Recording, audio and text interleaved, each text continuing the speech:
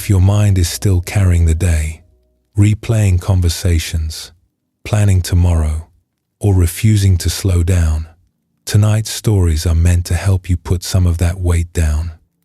For more than 2,000 years, Buddhist teachers have used simple stories to show how suffering grows when the mind becomes trapped in memory, fear, and constant thought, and how a single moment of attention can bring us back.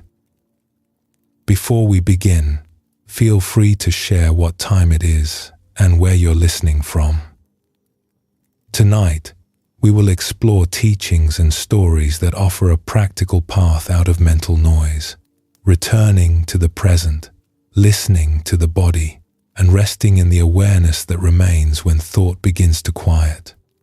There is nothing to accomplish and nothing to get right. Simply settle in, let the chair or the bed support you, and allow the words to unfold at their own unhurried pace. Thank you for joining us here at Midnight Monk. Let us begin. There is an ancient teaching the Buddha called the One Excellent Night, and at its heart, he gave his monks a verse to live by. Let one not revive the past or build hopes upon the future. The past has been left behind, and the future has not yet arrived.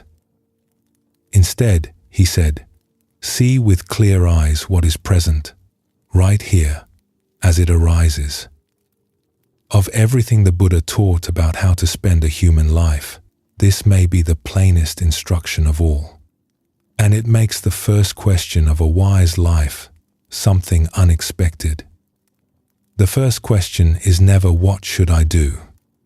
The first question is where am I right now? This sounds almost too simple. Yet look at how a day actually unfolds.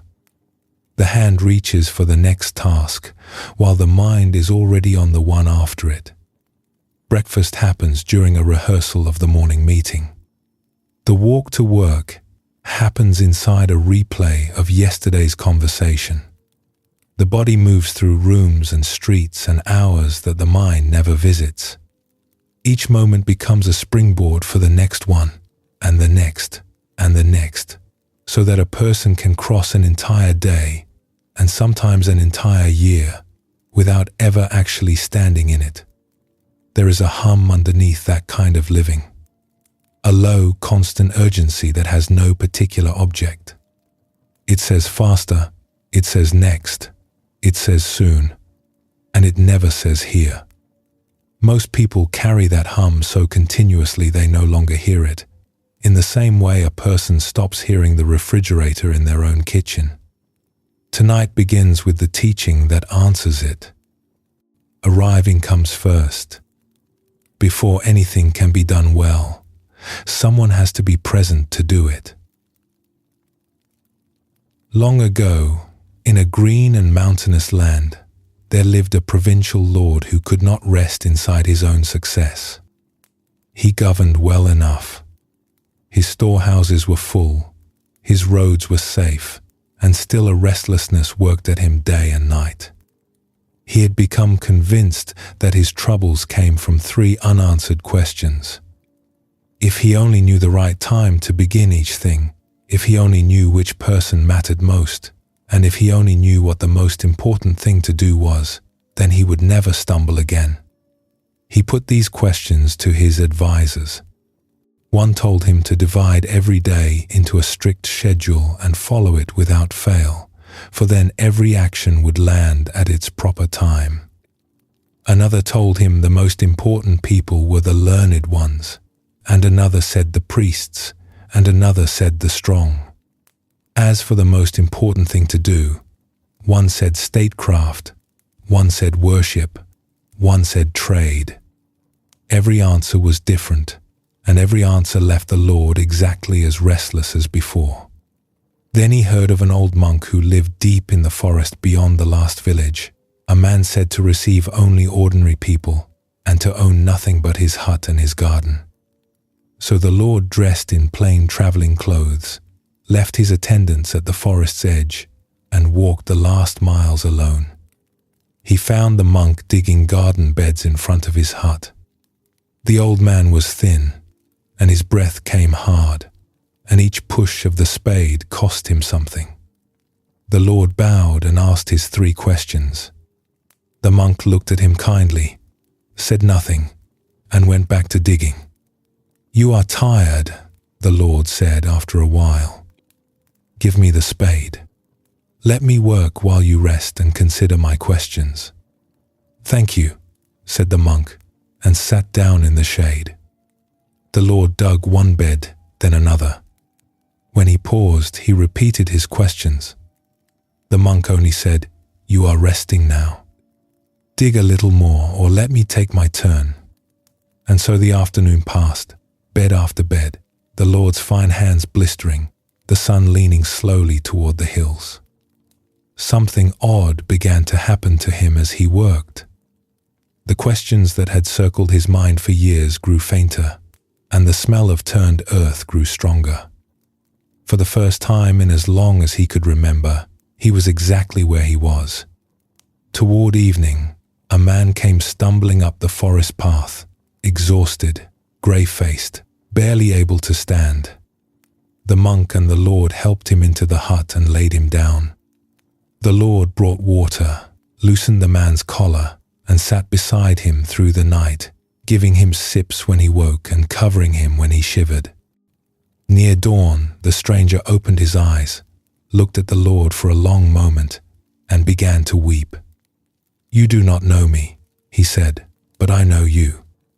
Your judgment ruined my family's trade years ago, and I have carried my anger up every road you traveled, waiting for a chance to confront you. I walked all day to reach this forest before you left it. And now the man I hated has sat beside me all night like a brother. Forgive me. Whatever burned in me is gone." The Lord, moved in a place his advisors had never touched, took the man's hand and promised to restore what had been lost, and more. When the stranger finally slept peacefully, the Lord went out to the garden where the monk was already scattering seed into the beds they had dug. "Wise one," the Lord said, "for the last time, will you answer my questions?" "You have already been answered," said the monk. "How?" "Had you not pitied an old man and stayed to dig, you would have walked back down the mountain last evening, and this man's anger would have met you on the road, and you would have regretted forever that you did not stay. So the most important time was while you were digging. The most important person was the one beside you, and the most important thing was to do him good. Later, when the stranger arrived, the most important time was the hours you tended him. He was the most important person, and caring for him was the most important thing. Remember this. There is only one time that matters, and it is now, because it is the only time in which you have any power. The most important person is always the one who is with you, and the most important thing is the good you can do for that person, here, before anything else." The Lord went looking for a formula and came home with a location. Now, here, this one. All those years he had been trying to solve his life from one step ahead of it, and the answer was one step back, in the place where he was actually standing. That is the movement this teaching asks of us, and it runs against a lifetime of training. From early on, speed is praised as a virtue. Quick answers earn the good marks. Fast reflexes win the game. The worker who responds within the minute is called reliable, and the one who pauses is called slow. Little by little, a person learns to leave each moment slightly early, the mind departing for the next thing, while the hands are still finishing this one. It feels efficient. It is actually a kind of ongoing absence, and the cost of it is the whole texture of a life. The Buddha's teaching turns the order around. Find out where you are before you decide what to do. Presence first, then action. When the Lord dug those garden beds, nothing on his list got done. and yet everything essential got done, because a present person meets what actually arrives instead of what he predicted. The stranger on the path was never in any plan. Presence was the only preparation that could have met him. And this is where that background hum begins to make sense. The low urgency that runs beneath busy days is the sound of a mind that has left its post. When attention lives one step ahead, the present moment becomes a hallway, something to get through on the way to somewhere else, and a hallway never feels safe to rest in. Come back, and the urgency has nothing to stand on. The hallway turns out to be a room, and the room turns out to be home. There is an old account from the Zen tradition, preserved among the stories teachers have handed down for centuries, about how easily even a trained mind slips out of the moment. A woman had studied under her master for 10 long years. She had sat through freezing winters and airless summers, worked in the kitchens, kept the halls, and slowly ripened in understanding, until at last her master confirmed her as a teacher in her own right. It was the honor of her life. Soon afterwards, she set out to visit the old master of a neighboring temple, partly to pay her respects, and partly, if she was honest, to be seen in her new standing. The day of her visit was rainy. She walked the muddy road under an umbrella, her wooden sandals clicking on the stones, rehearsing as she went. She imagined the master's questions and polished her answers. She pictured the deep matters they would discuss, emptiness and awakening and the nature of mind, and how her replies would show the fruit of her 10 years. By the time the temple gate appeared through the rain, she had conducted the entire conversation in her head 3 times.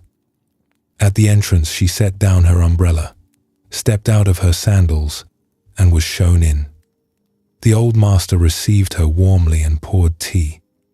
They spoke pleasantly of her training and her teacher. Then, as he refilled her cup, he asked, "When you came in, you left your umbrella and your sandals by the door?" "Yes," she said. "Tell me, did you set the umbrella down on the left side of your sandals or on the right?" She opened her mouth and found nothing there. Left or right? She had done it not 2 minutes ago, with her own hands, and she could not say. The rehearsed conversation, the polished answers, all of it stood useless, while this one small question showed her the truth. She had walked an entire road, entered a gate, and set down her own belongings, and she had been absent for all of it. Her body had made the journey. She had not. The old master was not unkind. There was warmth in his eyes, because he had been shown the same thing himself, long ago. The woman set down her new title the same way she had set down the umbrella, and asked to stay and train. She remained years more, and what she practiced was nothing exotic. She practiced being where she was, one door, one bowl, one step at a time, until presence stopped being an achievement and became her ordinary address. An umbrella by a door. It seems almost too small a thing to build a teaching on, and that is exactly the point. Presence is never tested by the grand occasions. It is tested at the door, on the stairs, in the pause between one task and the next. Anyone can be attentive during the dramatic moments. Life makes sure of that. The question is, who is home during the 10,000 ordinary ones? Because those are what a life is mostly made of. Pride played its part too. The woman was not careless. She was full of preparation, full of the future conversation, full of the person she was about to be. A mind can be absent through laziness, but it can just as easily be absent through ambition, planning, rehearsing, and self-improvement. The content changes, the departure is the same. And being where you are does not mean stopping the world. This is a common misunderstanding, that presence means sitting motionless while life waits outside. But the place called here moves. Think of a needle on an old map, marking your position. The mark holds steady even as the journey goes on beneath it. Presence travels. It rides along through train stations and kitchens and difficult conversations. What stays constant is only this: the mind and the body in the same place, at the same time, arriving together at each new moment, instead of the mind running ahead as a scout and never reporting back. The Buddha's verse about the one excellent night carries all of this in a few lines. The past has been left behind. The future has not yet arrived. Whoever sees clearly what is present, right where it stands, is living that excellent night, whatever the hour. If the mind is elsewhere, everything built in that moment is built by an absent architect. If the mind has arrived, even digging a stranger's garden becomes exactly the right act at exactly the right time. Perhaps, over the coming days, this can stay nearby as a soft curiosity rather than a task. There might be a moment, setting down keys, or waiting for water to boil, when the old question surfaces on its own: where am I right now? Nothing needs to be corrected or improved when it does. Simply finding the answer is the whole of it. The feet on the floor, the sounds in the room, this breath rather than the next one. Sometimes the mind will already be 3 steps ahead, and even noticing that is a kind of homecoming, because someone had to be present to notice. It can be pleasant to discover how little effort this takes. Arriving is lighter than planning. It asks nothing except that we stop leaving. And each small return, at a doorway or a kettle or a red light, is the same return the Lord made in the garden and the teacher made over her tea, scaled down to fit inside an ordinary afternoon. That is a good place to rest for a moment. Take a breath or two and let this first part of the evening settle, and we will continue on together whenever you are ready.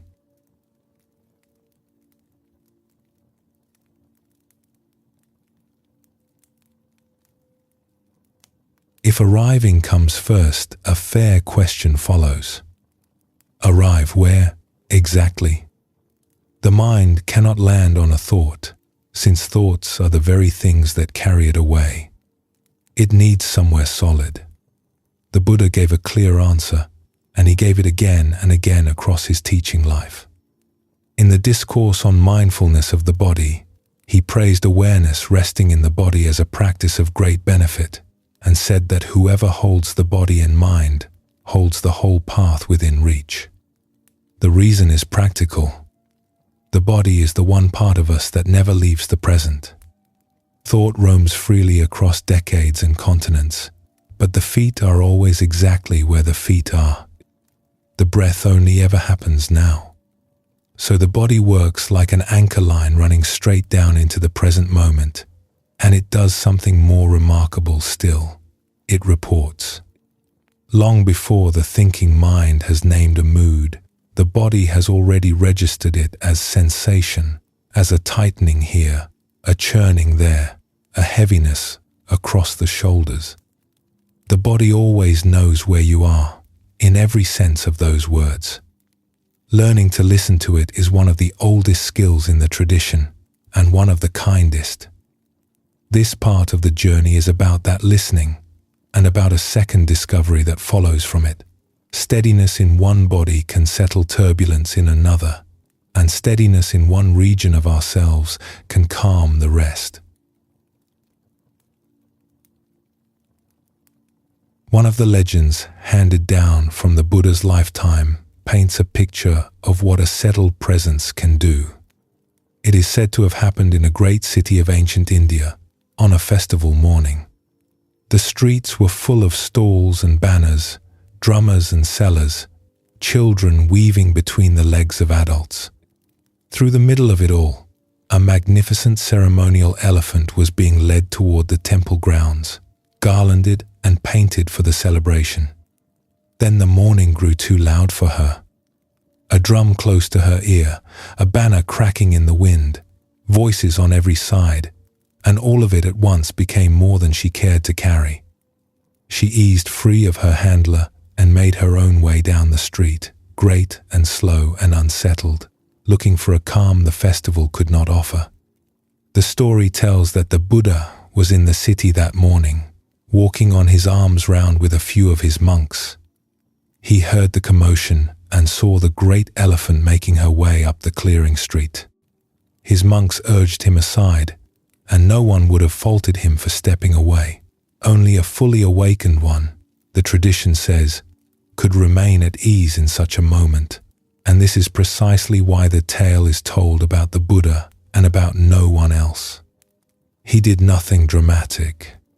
He did not raise his arms or call out.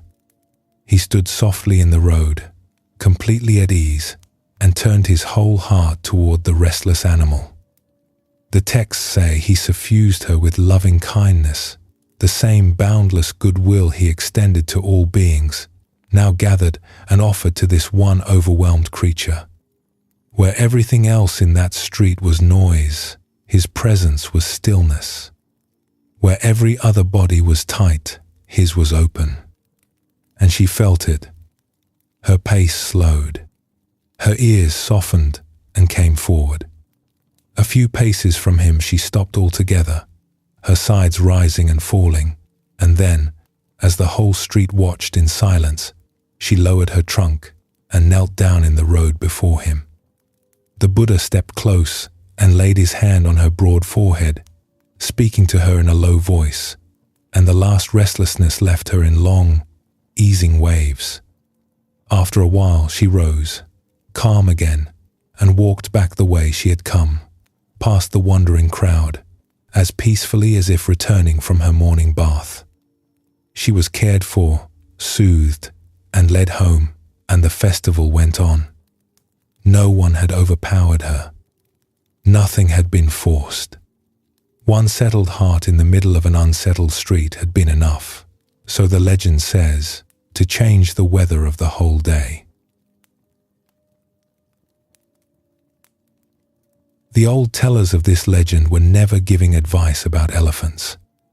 The story has always been told inward, as a picture of what calm offers wherever turbulence appears, and in ordinary life it appears in far smaller forms: a tense room, a distressed friend, a racing heart of one's own.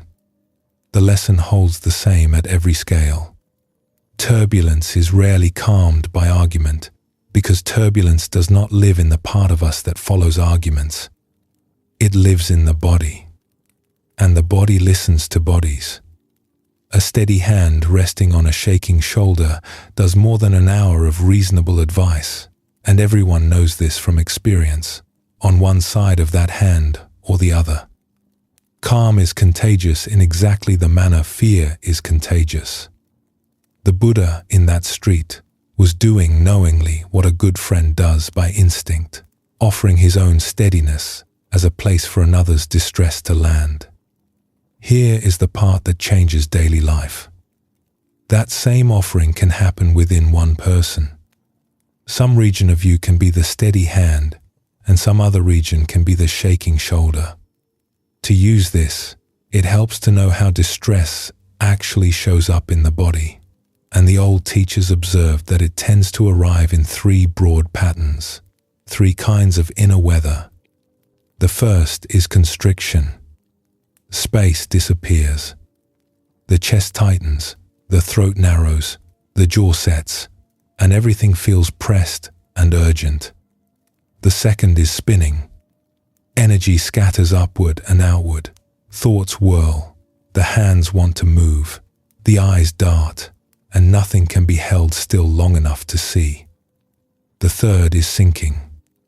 The ground seems to soften and give way. Heaviness moves in, and a person feels themselves dropping into doubt or fog or gloom without anything solid to stand on. constriction, spinning, sinking. Simply having these three words changes the relationship to a hard moment, because what was a shapeless flood becomes a recognizable pattern, weather that has a name, and, like all weather, a beginning and an end. And there is a second discovery waiting behind the first. However strong the storm, it almost never occupies the entire body. The chest may be tight while the hands remain perfectly at ease. The head may be whirling while the back rests broad and untroubled against the chair.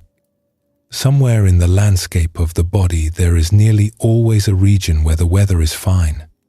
The old skill is to find that place, let attention rest there, breathe with it and from it, and then let its steadiness spread on its own toward the troubled region, the same way warmth spreads from held hands.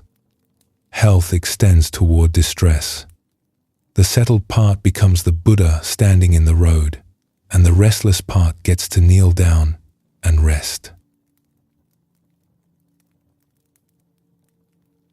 The wrestler in the next story discovered where that kind of steadiness lives, and he discovered it in a single night.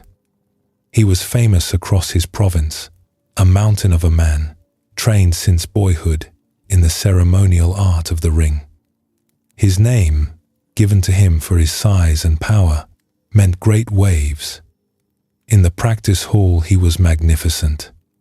Moving through the forms with his teacher or his juniors, he was fluid, rooted, impossible to unbalance. In private bouts, he could best even his own teacher. But the moment spectators gathered and the formal matches began, something in him collapsed. His heart hammered, his breath climbed into his throat, his legs turned uncertain, and men he could have handled with one arm in the practice hall walked him out of the ring. Even his own students defeated him in public, and the shame of it followed him everywhere. He tried everything he knew. He trained harder, which made him stronger and no less afraid. He lectured himself before each match, which only added his own voice to the crowd of voices already shouting inside him. At last, hearing that a wandering Zen teacher was staying at a small temple nearby, he went to him and laid the whole trouble out. The old teacher listened to everything and then smiled. "Great Waves is your name," he said. "So stay in this temple tonight and sit. Do not sit as a frightened wrestler, because you are no longer that. Imagine instead that you are those waves themselves.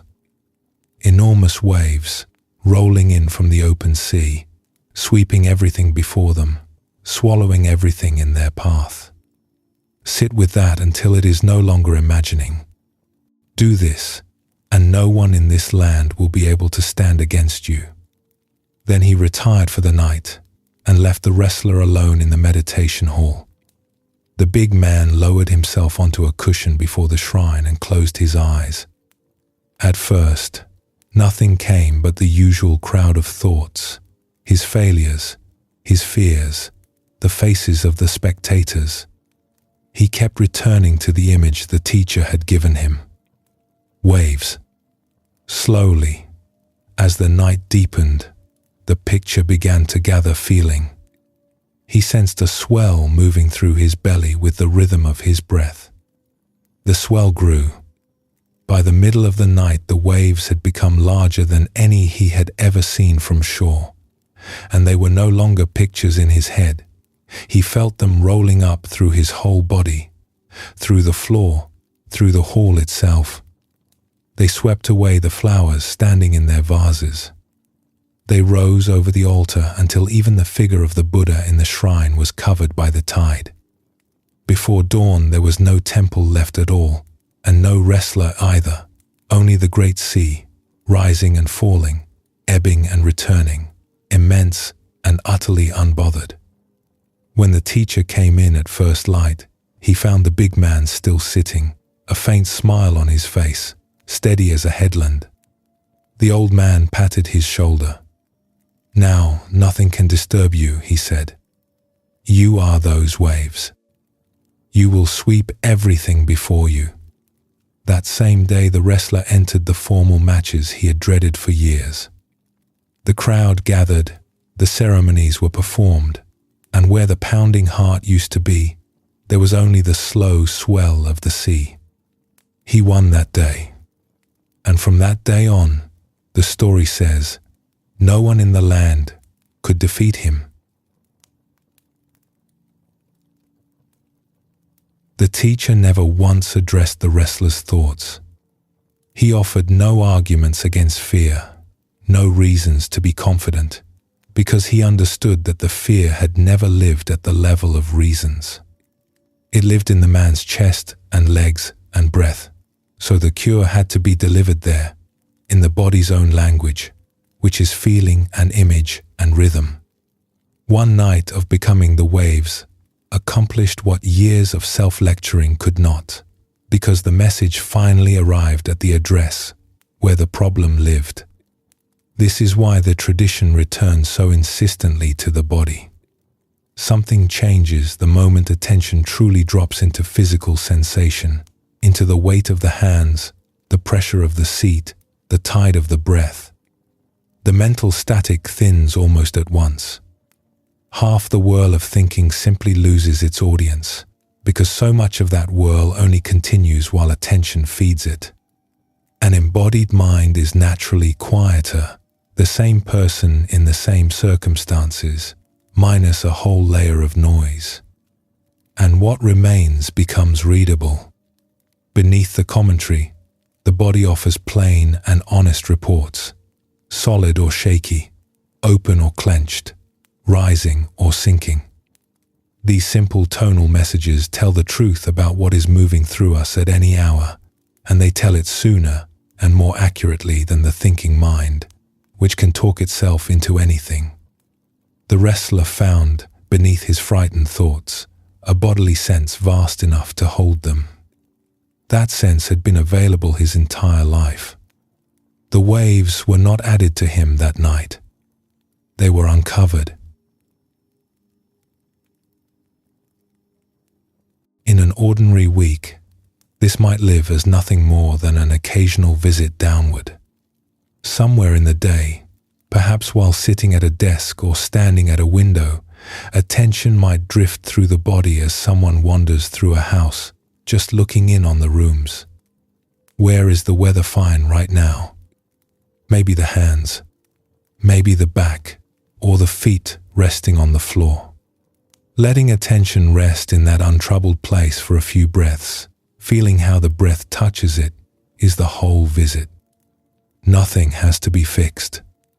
If some other region is tight or churning or heavy, it can simply be known and left in peace, a note about the day's weather. Often, given a little time, the ease of the calm place drifts over on its own, as warmth spreads through a cold room once the stove is lit. And on harder days, the three old words might be enough. Constricted, spinning, sinking. Naming the weather is already standing partly outside it.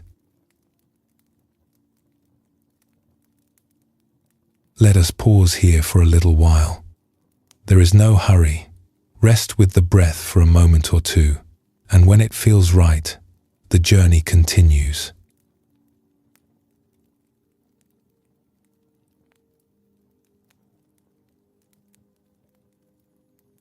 Some things in a person never change. The body has changed many times over. Opinions have come and gone, moods beyond counting, whole chapters of life opened and closed.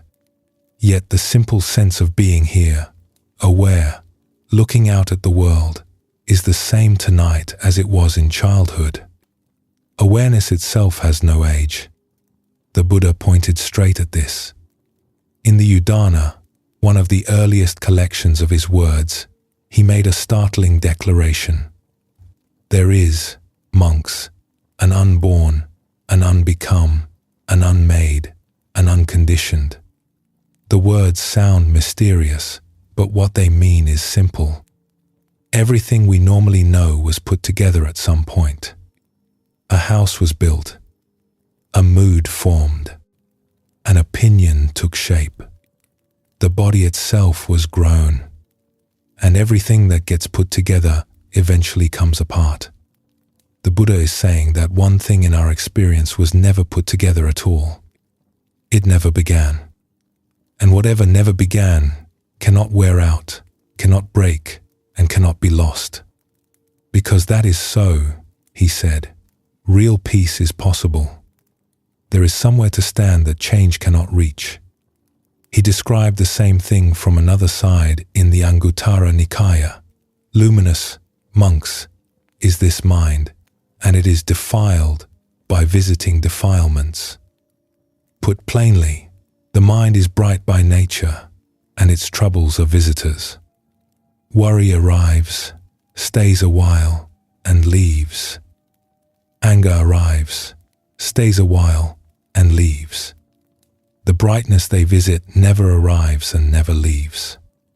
It is the awareness underneath everything, the knowing that has been present through every scene of a life, childhood mournings and grown-up sorrows, every conversation and every silence, watching from so close that it is almost never noticed.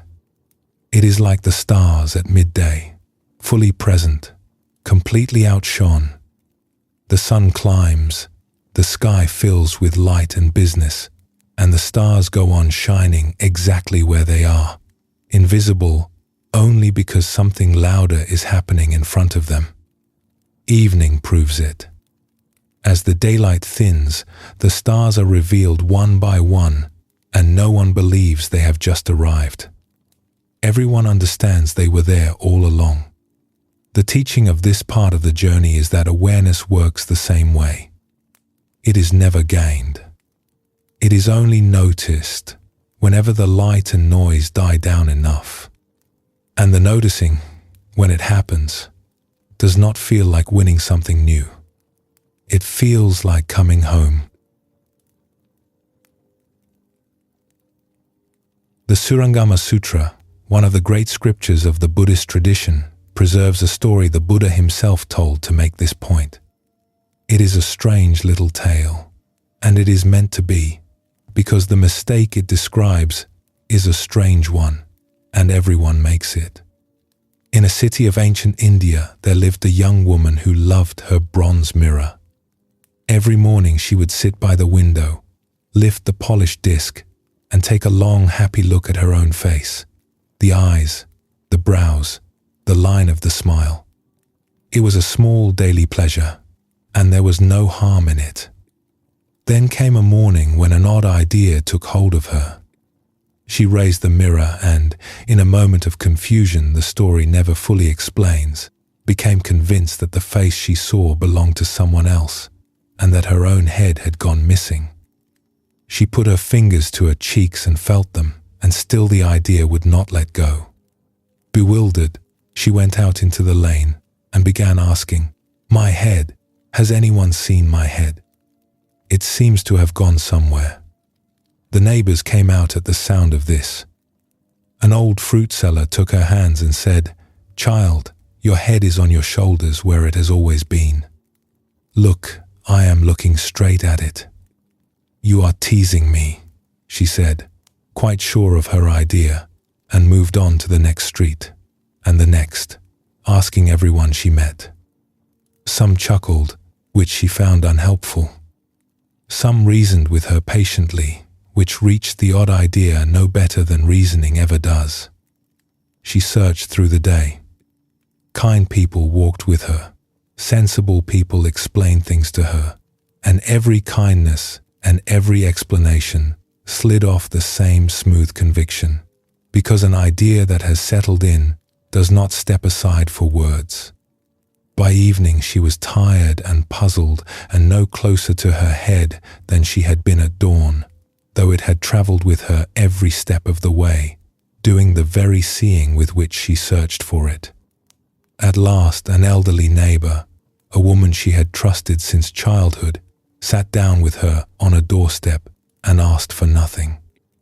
She let the young woman talk until the idea had run out of words, and when the moment was soft enough, The old woman took the young woman's 2 hands in hers, lifted them slowly, and laid them, palms down, on the young woman's own head. Warm hair, the round, familiar shape of her own head under her own fingers.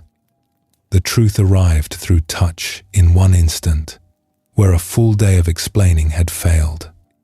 Her eyes went wide. "It is here," she said. And then delight spread through her, and she laughed, holding her head with both hands, saying it again and again. "It is here. It was here all along. It was never lost." The neighbors were happy for her, though a few could not help pointing out that she had gained nothing at all. She had exactly the head she had woken up with. And that, the Buddha said, when he told the story, is the whole point. Nothing was ever missing. The loss was imagined, the search was needless, and the finding was only a recognition of what had never gone anywhere. Yet see what changed. A long day of searching ended in a joy as real as any in her life, and afterwards, a settledness. Nothing had been added to her. The seeking had simply stopped. She spent a day searching for the thing she was searching with. That is the predicament this story holds up to the light, and it describes more lives than one might think. People seek peace of mind, while it is the mind's own nature they are seeking. They chase awareness through practices and books and years, hoping to catch it somewhere ahead, when it is the very wakefulness doing the chasing. The head cannot appear among the things it looks at, for the same reason the eye cannot appear in its own field of view, and so the search, however sincere, keeps confirming the loss it started from. This is why the tradition speaks of 2 kinds of knowing. Almost everything we call knowledge is knowing as. This is known as a cup, that sound as a bell, this person as a friend, that one as a stranger, and oneself as tired, or capable, or behind schedule. Knowing as is useful, the world runs on labels. But every label points outward at an object, and awareness is never an object. Before the labeling, quieter than the labeling, there is bare knowing itself, the wakefulness in which every label appears. The young woman's head stood for that, and the recognition came the only way it could. Words could not deliver it, because words are more labels, more knowing as. The old neighbor went beneath the words entirely.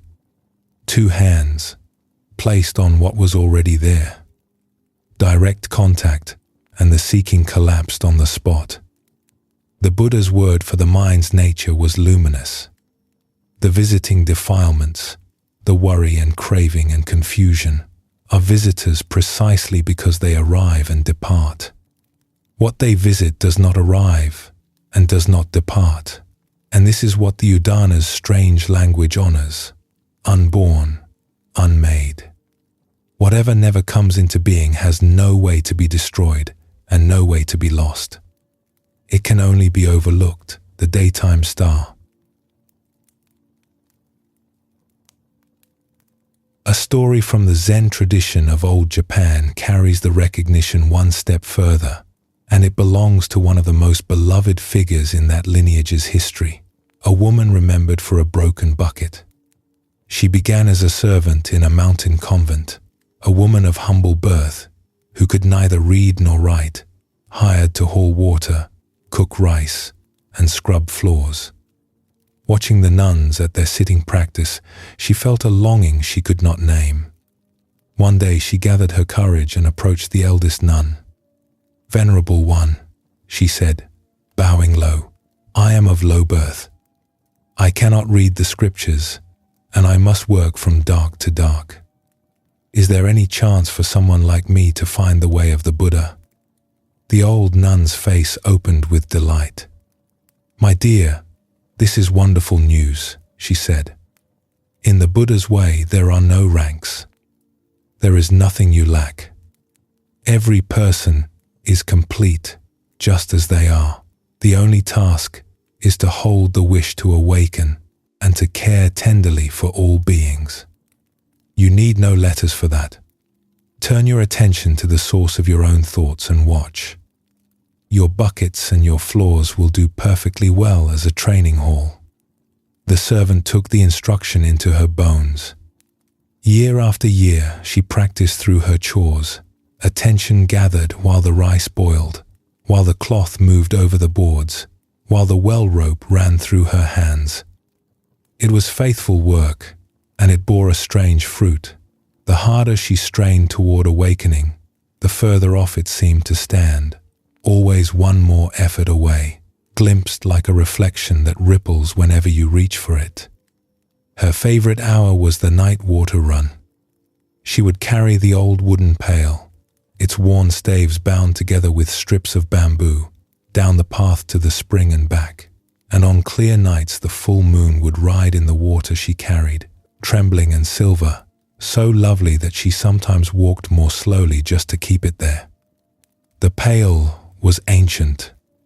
She patched it constantly, this strip and that strip, coaxing one more month out of it, then another, keeping the vessel together as carefully as she kept her practice together. One autumn night of the full moon, she was walking back up the path, the pail heavy, the moon's reflection shivering on the black water, when the bamboo binding finally gave way. The staves opened like a flower. The bottom fell out. Water rushed over her feet and vanished into the dark ground, and the moon's reflection vanished with it, and she stood, holding a ring of useless wood, looking down at nothing. And in that instant, she was free. No water in the pail. No moon in the water.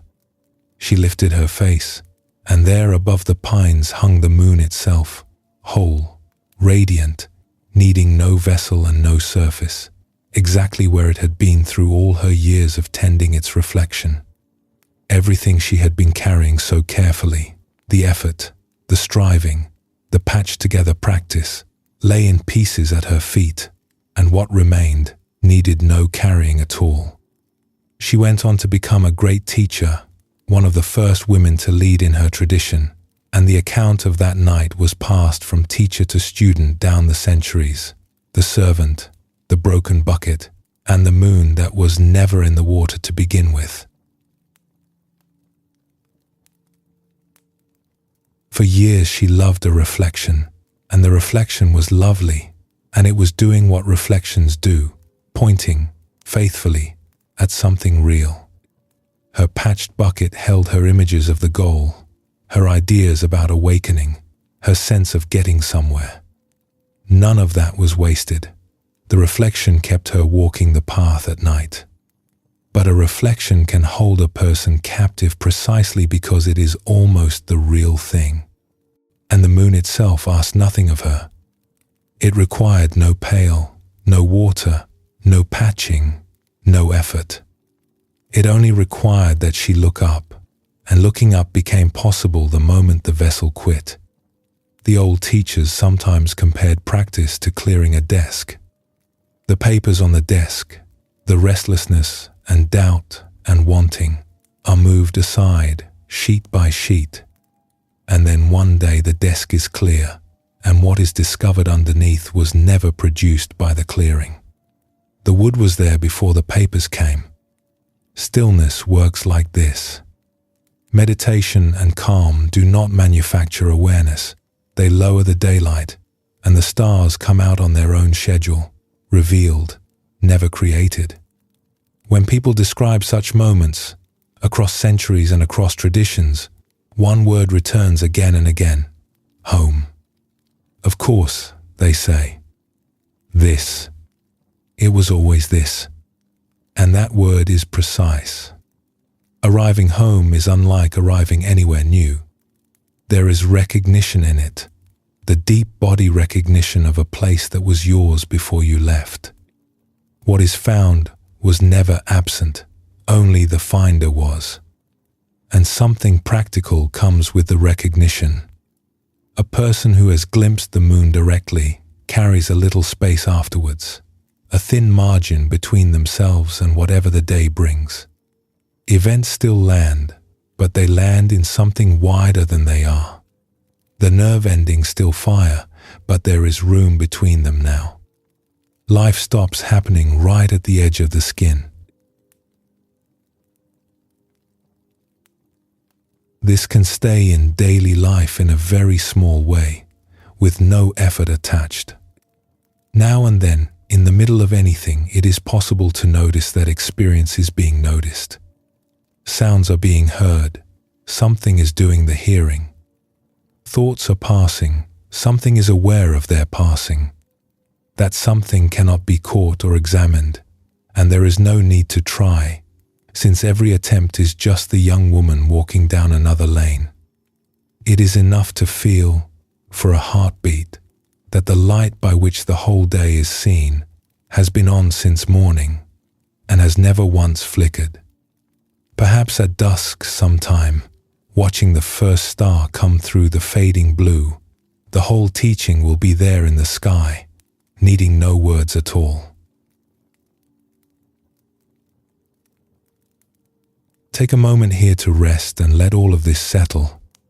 Breathe easy for a little while, and when you are ready, we will carry on down the road together.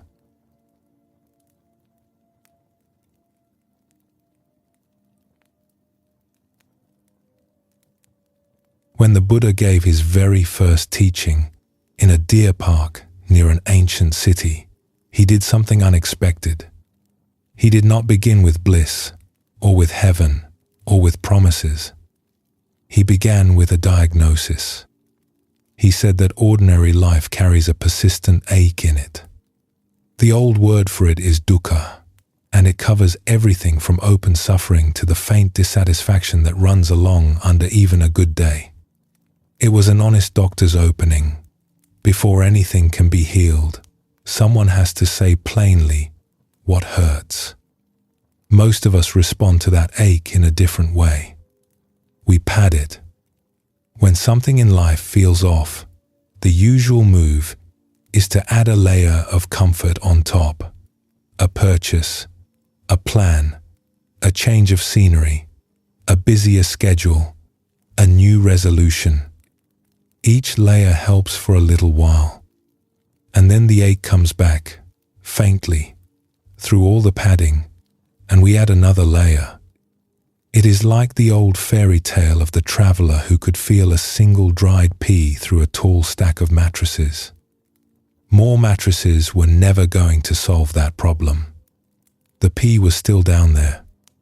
The only thing that was ever going to help was to lift the mattresses and take out the pea. This part of the journey is about that lifting.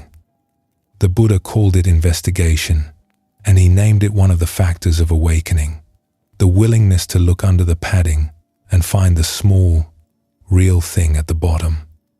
Two stories show how it goes. First, what happens when nobody looks, and then what happens when somebody finally does.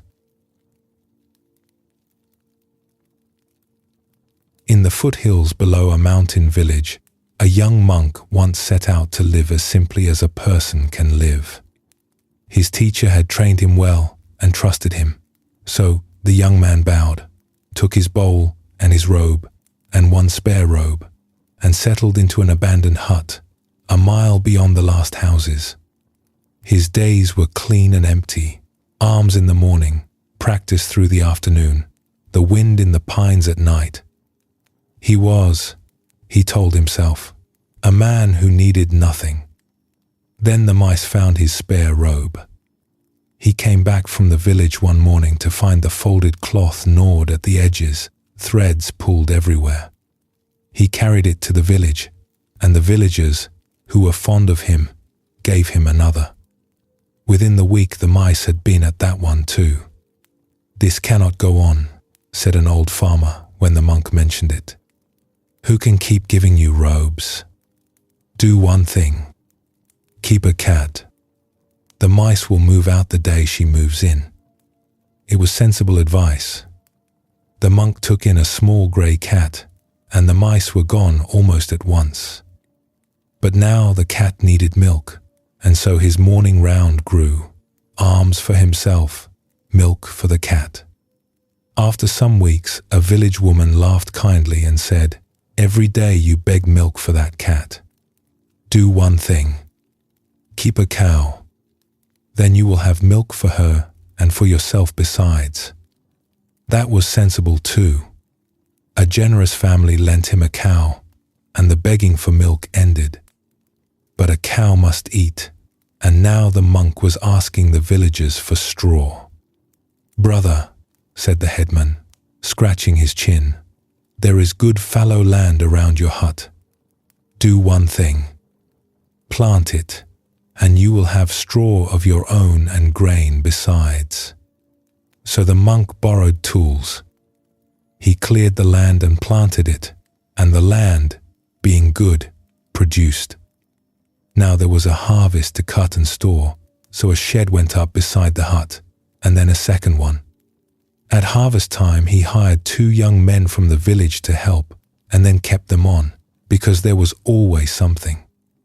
The hut grew rooms. The days grew full. He rose before dawn, moved from field to shed to cow to accounts, and fell asleep before he could sit down on his cushion even once. Some years on, his old teacher came walking through that country and turned up the path to visit his student. Where he remembered a bare hut, he found fenced fields, sheds, a stable, workers calling to one another, and a busy man in the middle of it all giving instructions. The teacher stopped a passerby and asked, "A monk used to live here alone, a man who owned almost nothing. Do you know where he has gone?" The young monk heard the voice and turned, and the question reached him before the sight of his teacher did. Where had that man gone? He looked at the fields, the sheds, the cow, the helpers, the whole estate that had assembled itself around him piece by reasonable piece, and he began to trace it backward. The helpers were for the harvest. The harvest was for the straw. The straw was for the cow. The cow was for the milk. The milk was for the cat. The cat was for the mice. And the mice were after one spare robe, a single piece of cloth he had never once asked himself whether he truly needed, or why losing it had troubled him so much. He stood in the middle of everything and laughed softly at himself without bitterness. Then he bowed to his teacher. "All of this," he said, "for one robe." He gave the fields to the families who had helped him, returned the cow with thanks, kept the cat, who had certainly earned her place, and went back to a bare room and a full practice. The villagers said he seemed lighter afterward, and he was, by exactly the weight of everything he had put down. Every step in that story made sense. That is what gives it its power. The cat was reasonable, the cow was reasonable, the field was reasonable. No single decision was foolish, and yet the sum of them buried the man's whole purpose, because every remedy answered the previous remedy, and no one ever went back to the beginning and looked at the first small trouble directly. What was actually happening with that robe? Why did the loss of one cloth unsettle a man who had set out to need nothing? Nobody asked. So the answer never came, and in its absence, an estate grew. Investigation, as the Buddha taught it, is the asking. It is a specific skill, and it is softer than it sounds. Investigating is different from analyzing. Analysis stands back and builds explanations, theories about childhood and causes and whose fault it is, and the theories can multiply like sheds and fences of their own. Investigation goes the other direction. It moves in close and feels for the center. When something is bothering you, the investigating questions are simple and almost physical. Where exactly is the tightness in this? What is the part that actually stings? Underneath the whole story, What is being clung to? The questions work like fingers sifting through grain, letting the loose material fall away until the one hard thing at the bottom sits in the palm. And a strange kindness lives at the center of this teaching.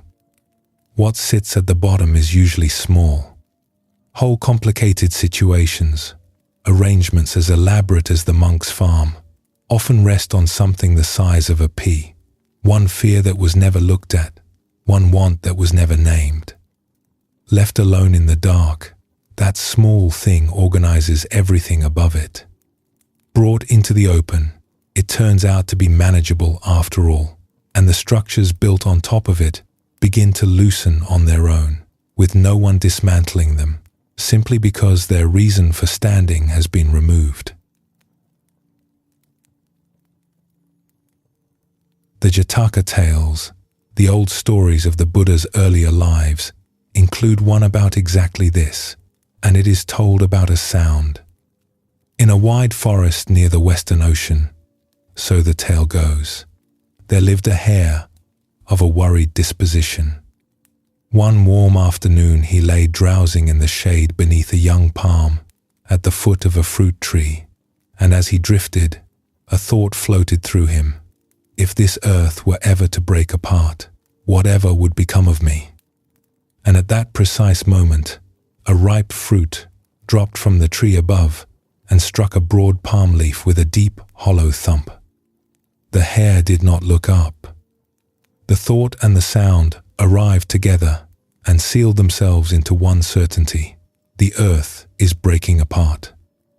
He sprang from his spot and hurried away through the forest as fast as his legs would take him. Another hare saw him rushing past and called, "Friend, what has happened?" The first hare called back over his shoulder, "The earth is breaking up behind us," and did not slow down. So the second hare hurried after him, and a third joined, and a fourth, and soon a whole crowd of hares was streaming through the trees.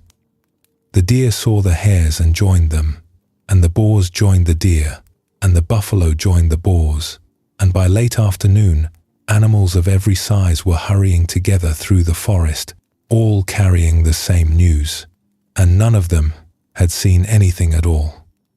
On a rise above the trees stood a lion, and the tale says this lion was the Buddha himself, in an earlier life, wearing an earlier form.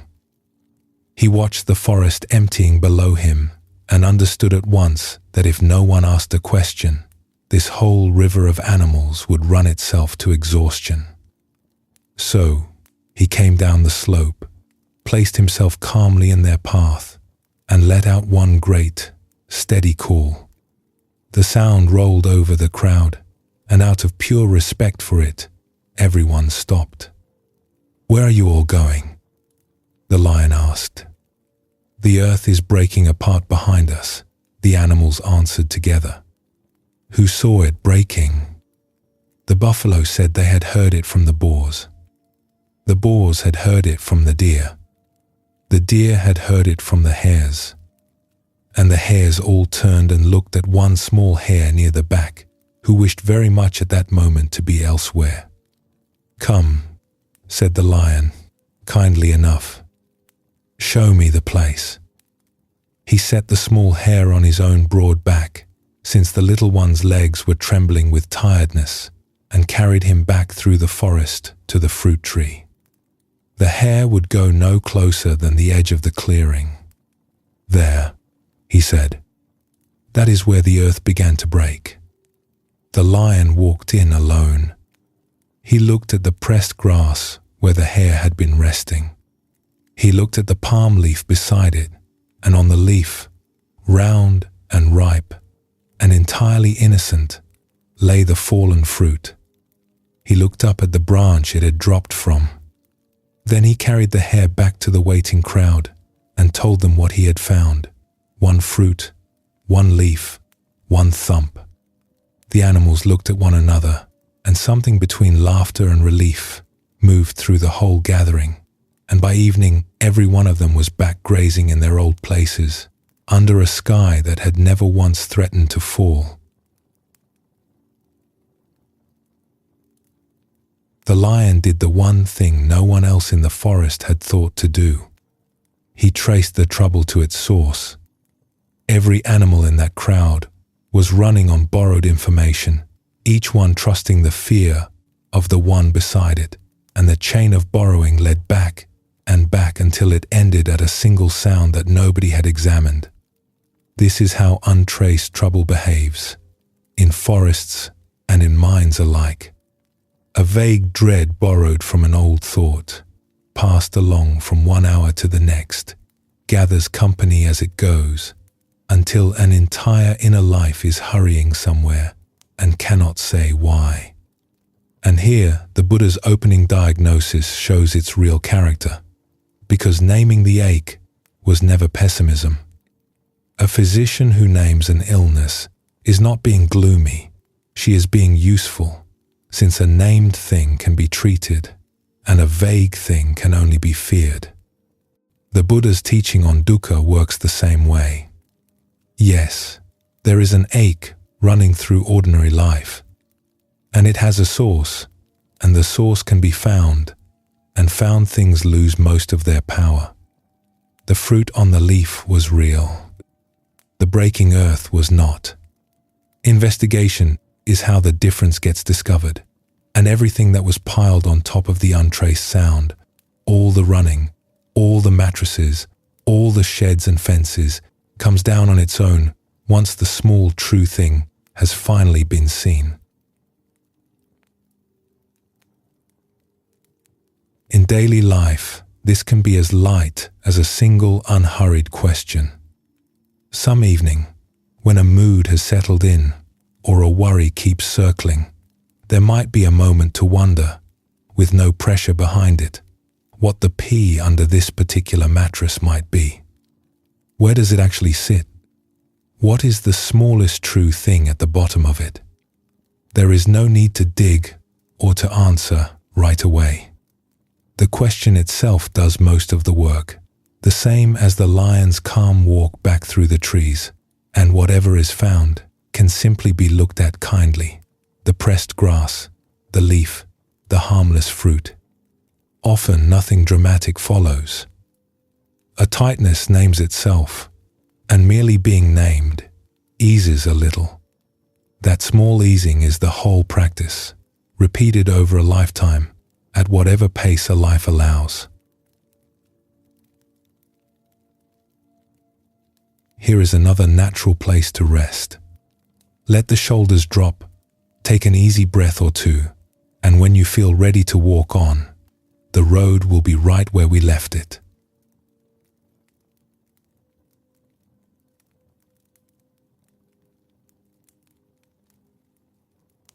The Buddha taught something about the mind that sounds simple at first and changes everything once it lands. He said that human beings have 6 senses. 5 of them everyone agrees on. The eyes see, the ears hear, the nose smells, the tongue tastes, the body feels. The 6th, he said, is the mind itself. Just as the eye produces sights and the ear produces sounds, the mind produces thoughts. A thought is a kind of arrival, the same as a sound is an arrival. It shows up at its own door, in its own time, made from causes reaching back further than anyone can trace. Consider what this means for an ordinary day. Nobody decides to think about an old embarrassment while brushing their teeth. Nobody schedules a worry for 3 in the afternoon. The thoughts simply come, the same as birdsong comes through a window, and a great deal of what comes is plain replay. A line from a song heard 20 years ago, a scrap of yesterday's conversation, a shopping list, an argument that ended long ago, still rehearsing both sides of itself. The mind runs old recordings the same as the sky runs clouds, and none of it was ordered by anyone. Seen this way, thinking becomes a kind of weather, and that one shift carries enormous relief in it, because no one argues with weather. No one stands at the window taking the rain personally. The trouble most people have with their minds comes from treating every thought as a message, an instruction, a verdict, something that must be answered. The old teachers discovered another possibility. Thoughts can be heard the same as rain on a roof, arriving, doing their pattering, and passing, with no reply required. One of the most loved teachers of the last century, the Thai forest master Ajahn Chah, used to tell of a night that taught him this from the inside.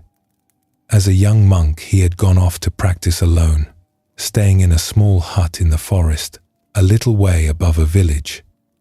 The setting was everything a meditator could ask: tall trees, birdsong, long undisturbed hours. He settled in for a period of solitary retreat, expecting silence. Then came a festival in the village below. As evening fell, the celebrations began. Music and songs carried up the hill through the trees, loud and cheerful, and completely indifferent to the meditation happening above. Ajahn Chah sat on his small platform with his eyes closed while the music rolled through his hut, and an argument started up inside him. He had come here for stillness. Did they not know a monk was on retreat up here? A festival, tonight, of all nights. The music played on, and alongside it played his commentary, verse after verse. This should not be happening. This is ruining everything. How is anyone supposed to practice in this? 2 performances were now running at once, the one in the village and the one in his head, and the one in his head was by far the louder. Somewhere in that long evening, sitting between the music and his protest against the music, he suddenly saw the situation clearly, and what he saw made him smile. The villagers were simply enjoying themselves. The sound was simply sound, traveling up a hill because that is what sound does.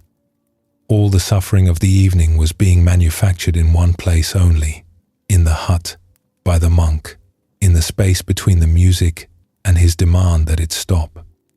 The festival was not disturbing his mind. His mind was going down the hill to disturb the festival. So he stopped going down the hill. He let the music arrive at his ears the same as he would let rain arrive on the roof. Sound landing and passing, with nobody rushing out to meet it. And the night changed completely, though not a single note of it grew softer. The music played until very late. The monk sat in his hut, at ease inside the same sounds that had been tormenting him an hour before. Years later, teaching his students, he would put the discovery in one line: if your mind does not go out to disturb the noise will not disturb you. Nothing about the world changed on that hillside. Only the direction of travel changed.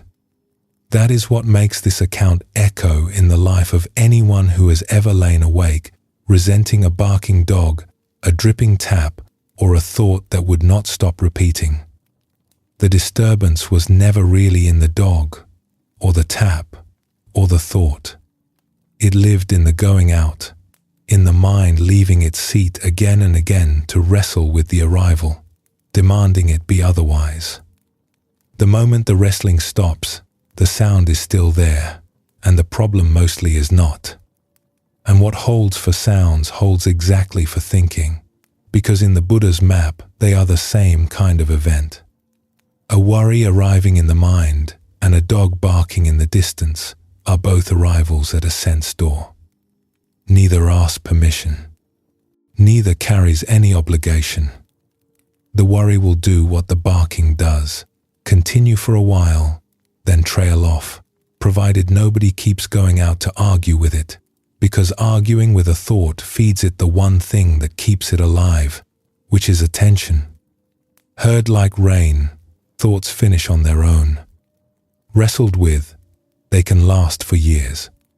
There is a second discovery hiding behind the first, though. and it goes further. Sounds at least come from outside. What about the things the mind shows us with nobody there at all? The images, the imagined disasters, the faces of people who are not in the room. An old parable from the hermitages of Tibet follows that question to its end.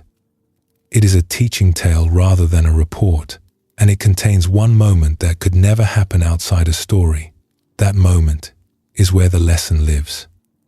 A student had gone into long retreat under the guidance of his teacher, meditating alone in a small stone room for many hours each day. His practice went well at first. Then one afternoon, in the middle of his session, a spider appeared in the air in front of him. It was not an ordinary spider. It hung there facing him, vivid and detailed, and when he opened his eyes it was gone, and when he settled back into meditation, it returned. Day after day it came back, and each day it was a little larger. What began as a curiosity became a dread. The sessions he had loved turned into appointments with the thing, and it grew until its presence filled the whole space in front of his closed eyes. At last he went to his teacher and told him everything. "It comes every day," he said. "It grows every week. Tomorrow I intend to end this. When it appears, I will leap up and drive it out of my room, once and for all." The old teacher listened all the way through and understood at once. He had guided meditators for a lifetime, and he had met visitors of this kind before. He knew exactly where they are born. He also knew that saying so would accomplish nothing, since a student only truly believes what he discovers for himself. So instead of an explanation, he offered an experiment. "Do not drive it out just yet," he said. "Do one thing for me first.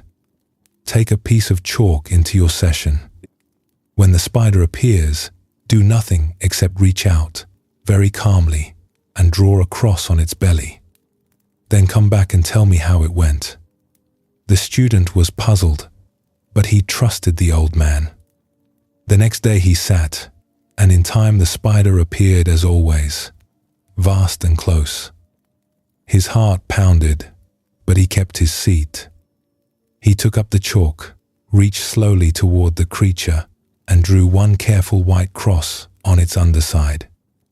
The spider faded. The session ended. He went to his teacher's room and reported that he had done exactly as instructed. "Good," said the teacher, who had been waiting for exactly this.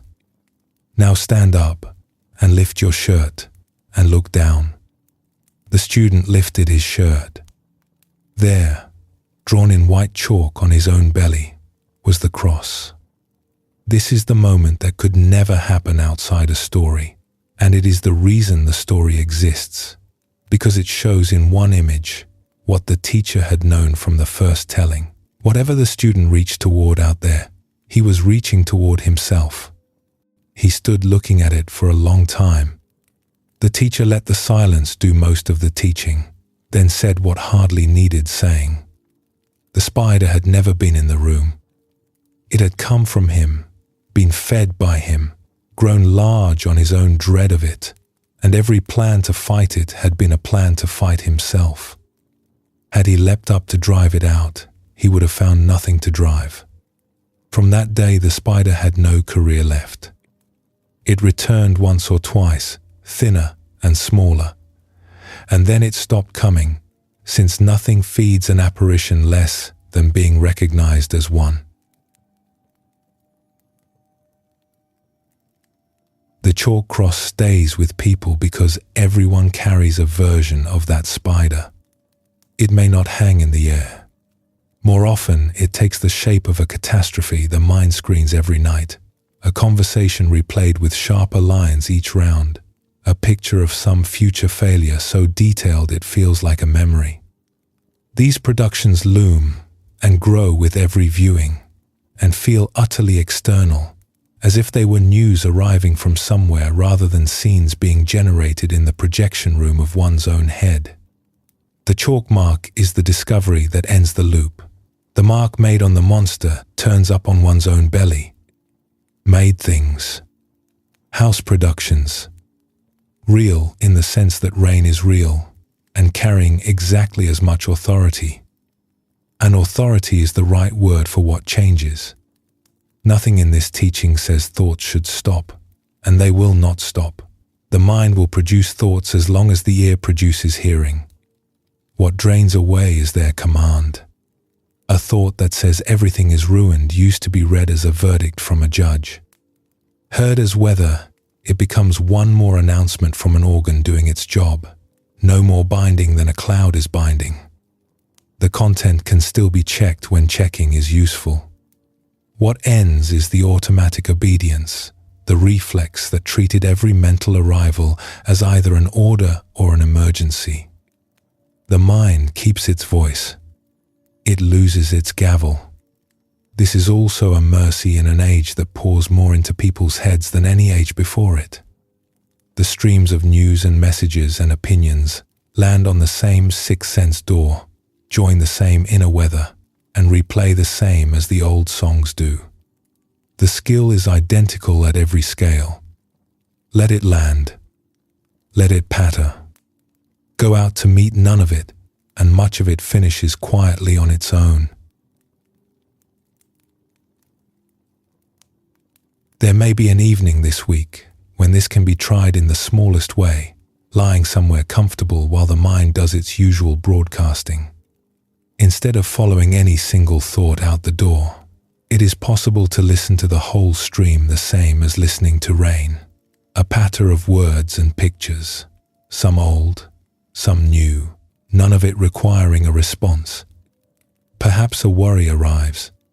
It can be greeted like the sound of a passing car, here and then gone. Perhaps the spider shows up in whatever costume it favors these days. It can be left unmarked and unfought, just seen, which for an apparition is the beginning of retirement. None of this needs effort or success. Rain does not need to be listened to correctly. It only needs nobody running outside to argue with it. Time for a short rest now. Nothing needs doing and nothing needs thinking about. A few easy breaths are plenty, and in a little while, we will pick the path back up together.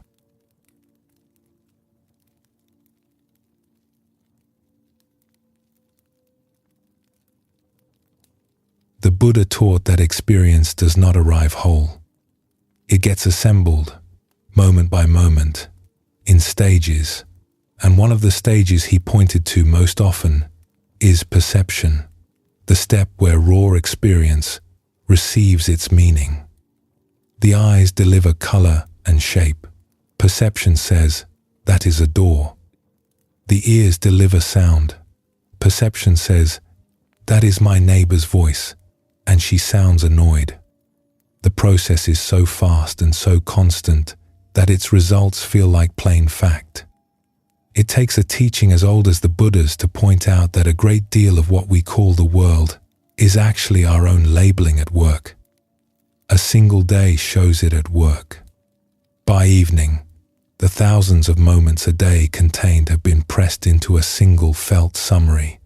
Today was heavy, or today went well, or there is too much to do. Nobody sat down and computed that verdict. Perception assembled it quietly out of a handful of moments it happened to keep, and the summary then gets treated as the truth of the day, though a different handful would have produced a different day entirely. The same machinery points somewhere else as well. It points at people. It points, above all, at ourselves. Out of a lifetime of moments, a handful get kept and pressed into a portrait. The capable one, the difficult one, the one who never quite manages, the one everything depends on. The portrait hangs so close to the eyes that it is mistaken for a mirror. This part of the journey looks at how those portraits get painted, how little they can be trusted, and what becomes possible when one of them finally comes off the wall.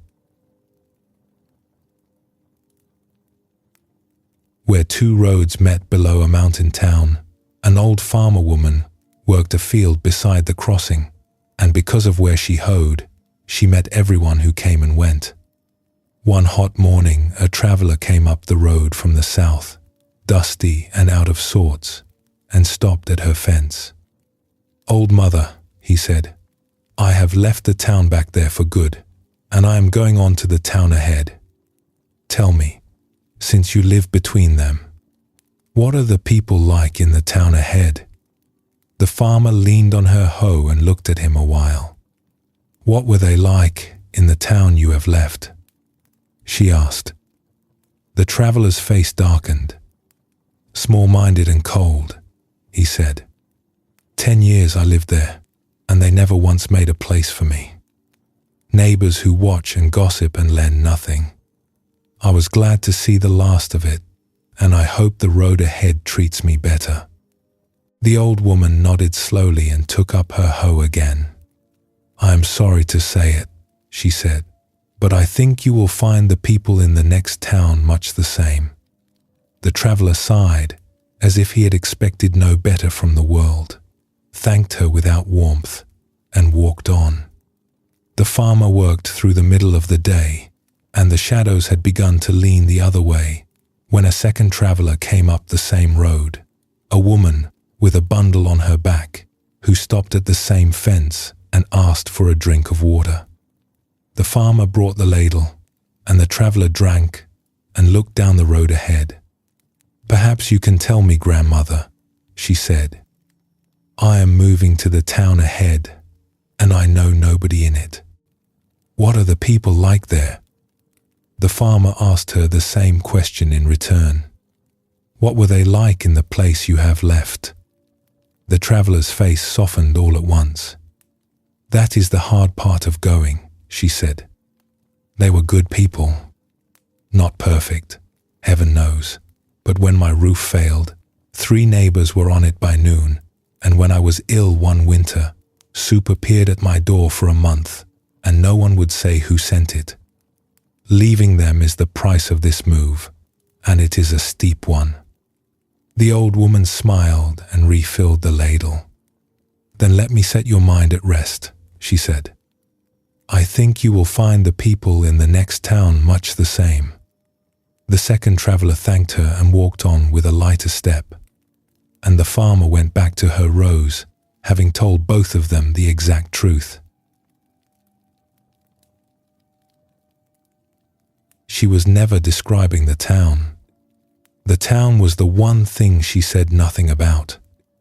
She was describing the luggage, because she had lived at that crossing long enough to know what every seasoned watcher of people learns eventually. Travelers find what they carry. The first man's 10 cold years had assembled a portrait of humanity, and that portrait would walk into the next town ahead of him, sit down in every conversation before he did, and collect its evidence. The second traveler's portrait would do the same. Neither of them was lying about their old neighbors, and neither of them was seeing their old neighbors plainly either. Each was seeing through a summary, and each was about to prove that summary right in a brand new place. This is perception doing openly what it does everywhere invisibly. The labels feel like reports coming in from the world, when much of the time they are verdicts going out from us, dressed as reports. And the portrait each person carries of themselves was painted by the same unreliable hand. Think of where its materials came from. Things said in childhood, repeated until they hardened. A few bad seasons that got kept while the good ones were let go. Roles that others needed filled, worn so long they came to feel like skin.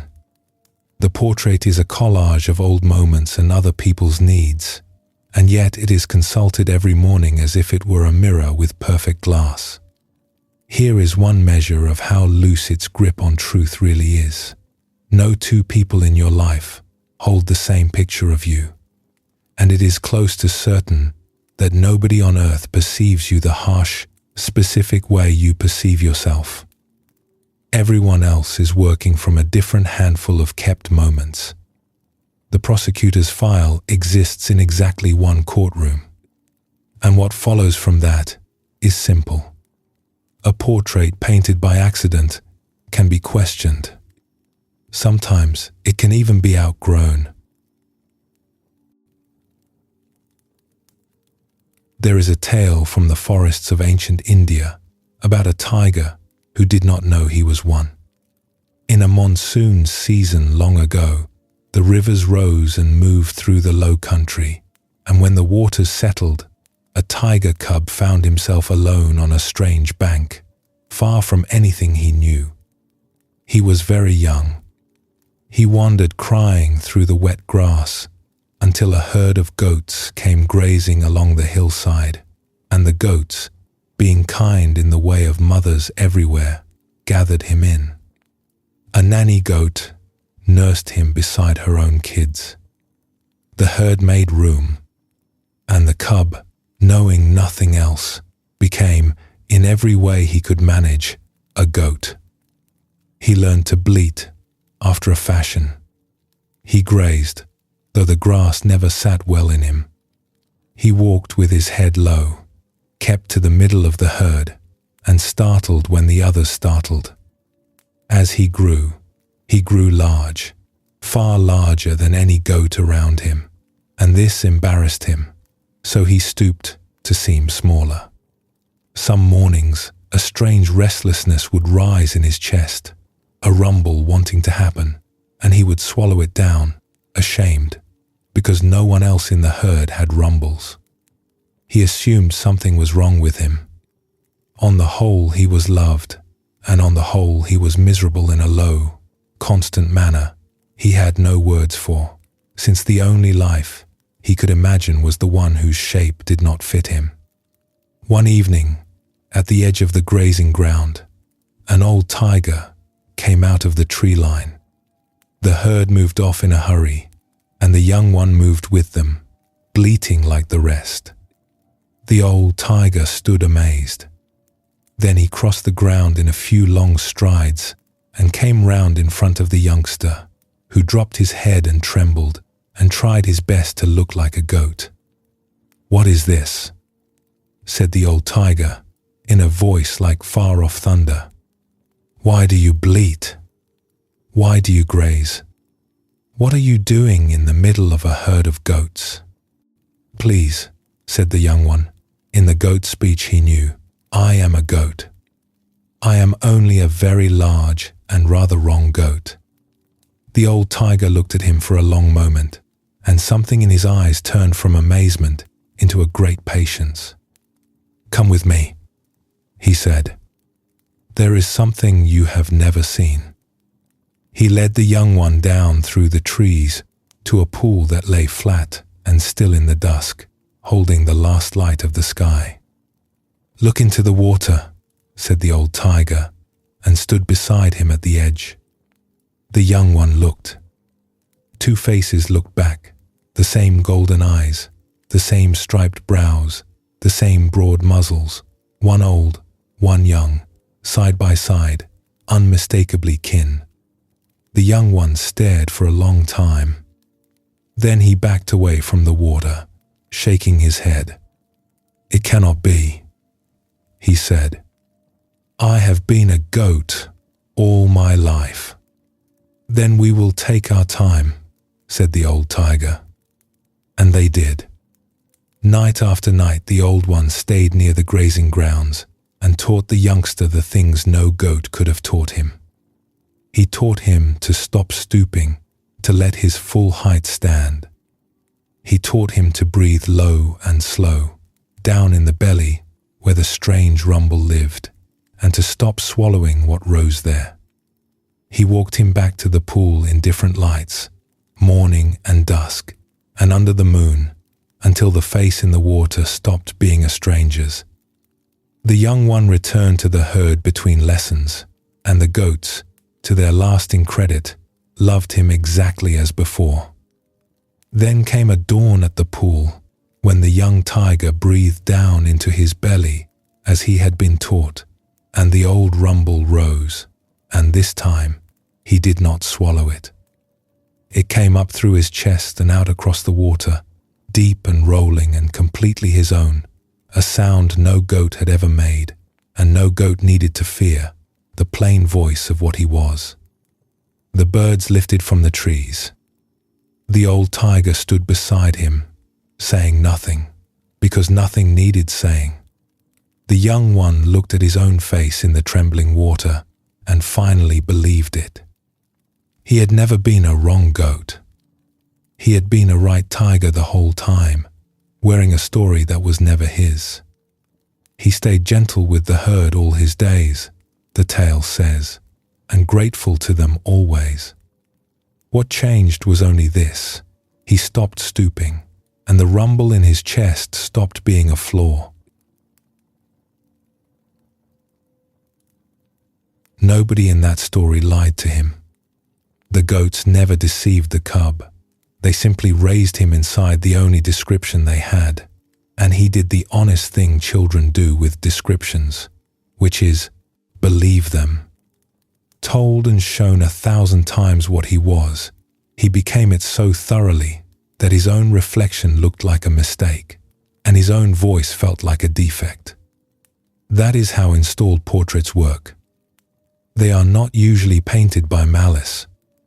They are painted by repetition, by circumstance, by the needs of whoever happened to be nearby, and then they are enforced by the person who wears them, long after the original painters have left. What finally reached him was never argument. The old tiger's first explanations bounced off, the same as explanations always bounce off, a settled self-image. What worked was direct showing: the still pool, the two faces, the breath, the voice rising in his own chest. A portrait is corrected by experience, taken in slowly, at the water's edge, in different lights, until the older evidence outweighs the installed description. Most people live somewhere in the middle of this tale, steering between two painted images, the felt portrait of who they are, assembled from old-kept moments, and a second portrait of who they ought to be, assembled from comparison and instruction. The steering is exhausting, since both pictures shift and neither was ever accurate. Here the Buddha did something remarkable and characteristically practical. When people pressed him to define what a person finally and permanently is, he declined the whole game. He kept pointing instead at what can actually be observed, experience flowing, moment after moment, perceptions and feelings and intentions arising and passing, with no fixed portrait anywhere among them. In his teaching, the labels are one more kind of passing weather, useful sometimes, binding never. A person is always more current than any description of them, including their own, and that remains true on the days the description is flattering and on the days it is cruel. Some morning, in front of the mirror or on the walk to the day's first task, there may be a moment to notice the summary as it loads, the familiar one-line verdict on the self, arriving on schedule. Nothing needs to be done about it. It can be met like an old poster on a wall, seen rather than obeyed, while attention rests instead on what is actually present, this breath, these hands, the plain fact of being here before any description has been applied. Meeting oneself without the summary, even for a few seconds, is a taste of what the young tiger felt at the water. And with people too, now and then, there is the small experiment of looking at a familiar face, as if the file on them had been misplaced, letting them be as current as this moment. Familiar people turn out to be surprisingly new when the portrait is set down, and so does the one who was carrying it. Let this be a resting place for a while. Breathe slowly a few times. Let everything land where it likes. And when you are ready, we will walk on together into the next part of the journey.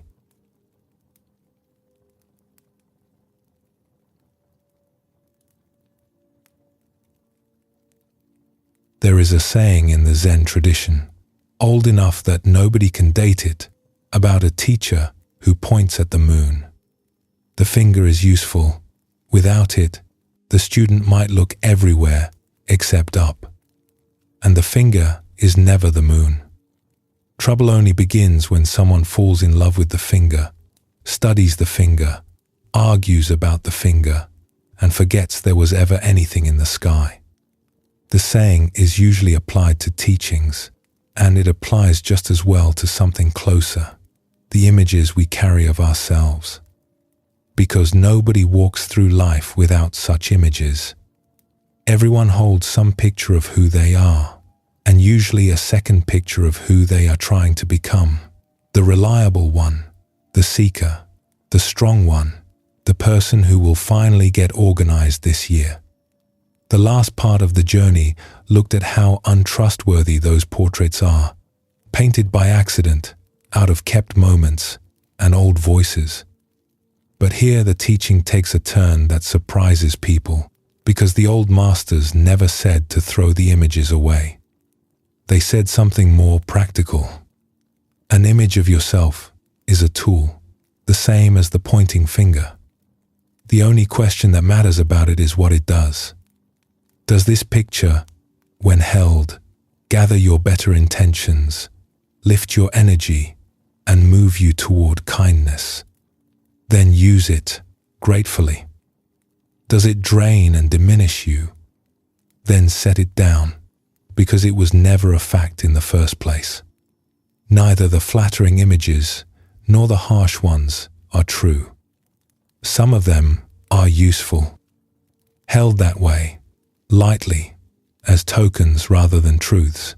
A self-image can do real work, and the first story shows just how much. In an old city of Japan, in the days when mask carvers were counted among the finest artists in the land, there lived a man with a hardened face. He had earned it. His years had been spent in sharp dealing and careless pleasure, taking what could be taken, and the life had settled into his features the way weather settles into wood. People read his face in a glance and stepped a little back, and they were right too. Then he met a woman who did not step back, a widow who kept a small shop of teas near the temple district, known through the quarter for her plain speech and her good heart. He fell in love with her almost at once, in the sudden, complete manner of people who have never loved anything. When he finally spoke to her of marriage, she looked at him a long time, without unkindness, and said, "I will tell you the truth, since you have asked for it. A face carries the life that made it. Yours frightens me. I could only share my days with a man whose face had been made by gentleness, and yours has been made by something else." Another man would have raged or given up. He did neither. Instead, he went to the greatest mask carver in the city, an old craftsman whose masks were said to hold every human feeling in their grain, and asked him for something no customer had asked before.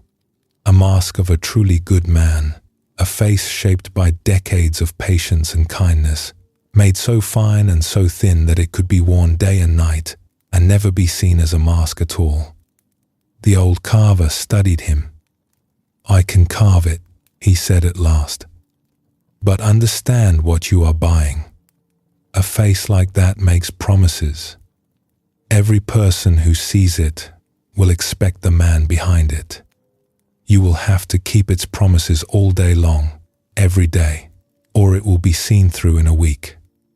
Carve it," said the man. It took the carver a season, and here the old tale grants him one wonder, the kind that only lives in stories. The finished mask was carved so thin and so true that on a living face it passed for living skin. It was a marvel, calm around the eyes, kind at the mouth, the face of a man who had spent a lifetime being patient with the world. The man put it on, and no one who saw him ever guessed. When he came to her again, she saw only that his face had changed as a life changes it, and took the new face for his own. In time, seeing that face, and the conduct that came with it, she consented, and they married, and she never knew. And then the real story began, because the carver had told the truth. The mask made promises from morning to night, and the man had to keep them. When a servant broke a dish and the old fury rose in him, the fury did not match the face, so he breathed and spoke mildly, because that was what this face would do. When a debtor could not pay, the face could not sneer, so he found patience he did not know he owned. When his wife was tired, the face inclined itself toward helping before he had decided anything. Day after day, year after year, he performed goodness to protect his secret, and the performance demanded real deeds, fair dealing, soft words, small mercies by the hundred, until the performing and the doing could no longer be told apart, and, though he did not notice it happening, he stopped having to try. And as the goodness became real, something else changed with it. The mask, which had once been his protection, slowly became his burden, because an honest man was now living behind the one dishonest thing left in his life. His wife loved a face he had bought, and the thought of it sat heavier on him each season. At last he resolved to tell her everything, the sharp years, the carver's shop, all of it, and accept whatever followed. For days, he carried the confession around the house, looking for the right evening. The right evening never got its chance. A man from his old life passed through the city, a former companion in sharp dealing, who recognized the walk, if nothing else, and who found the whole arrangement laughable. He learned of the mask through old connections and decided the town, and the wife, should see the truth. He arrived at their door, and before the husband could say a word of everything he had been preparing, the visitor reached out and pulled the mask away. The wife looked at her husband's bare face. The visitor looked. The man himself, in a polished bronze held trembling in his own hands, looked last of all, and the face beneath the mask was the mask's face, line for line, the calm eyes, the kind mouth, the features of a man shaped by years of patience, because that, by then, was exactly what he was. The wood had only ever been a description of where he was going. His own flesh had followed it there. His wife took the carved thing from the visitor's hand, looked at it and at her husband, and set it on a shelf, where it stayed for the rest of their lives, resembling him a little less each year as his face went on growing kinder than the carver's best guess.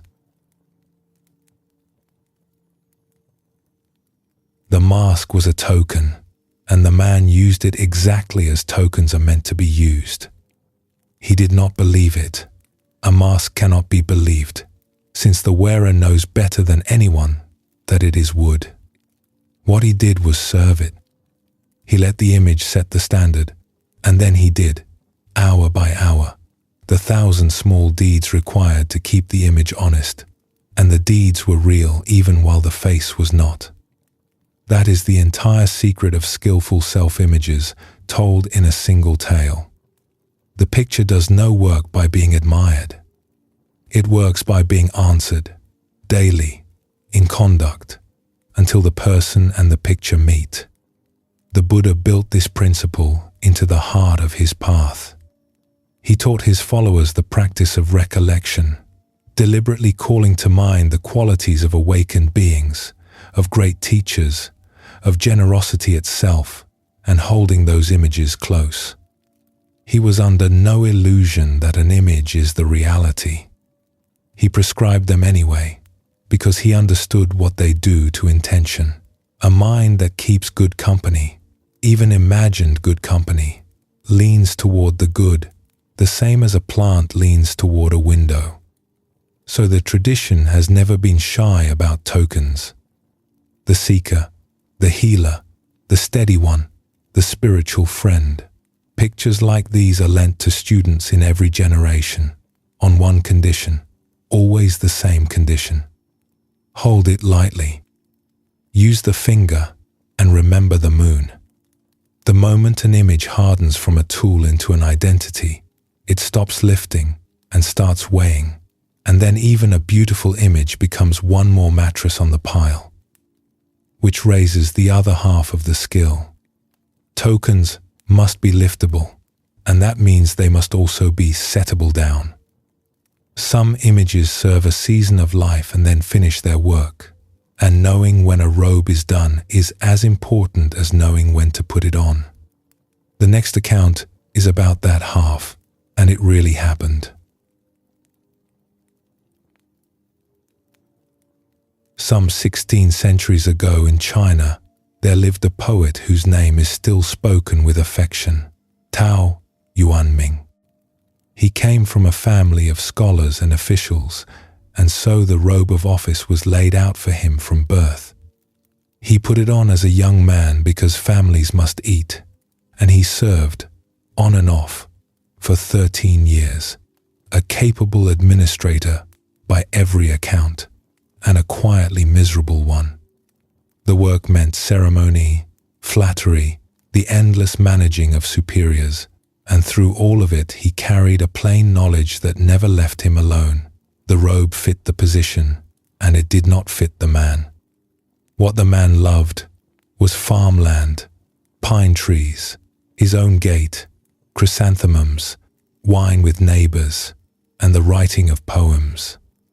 The end came in his 41st year, over a small thing, as such endings often do.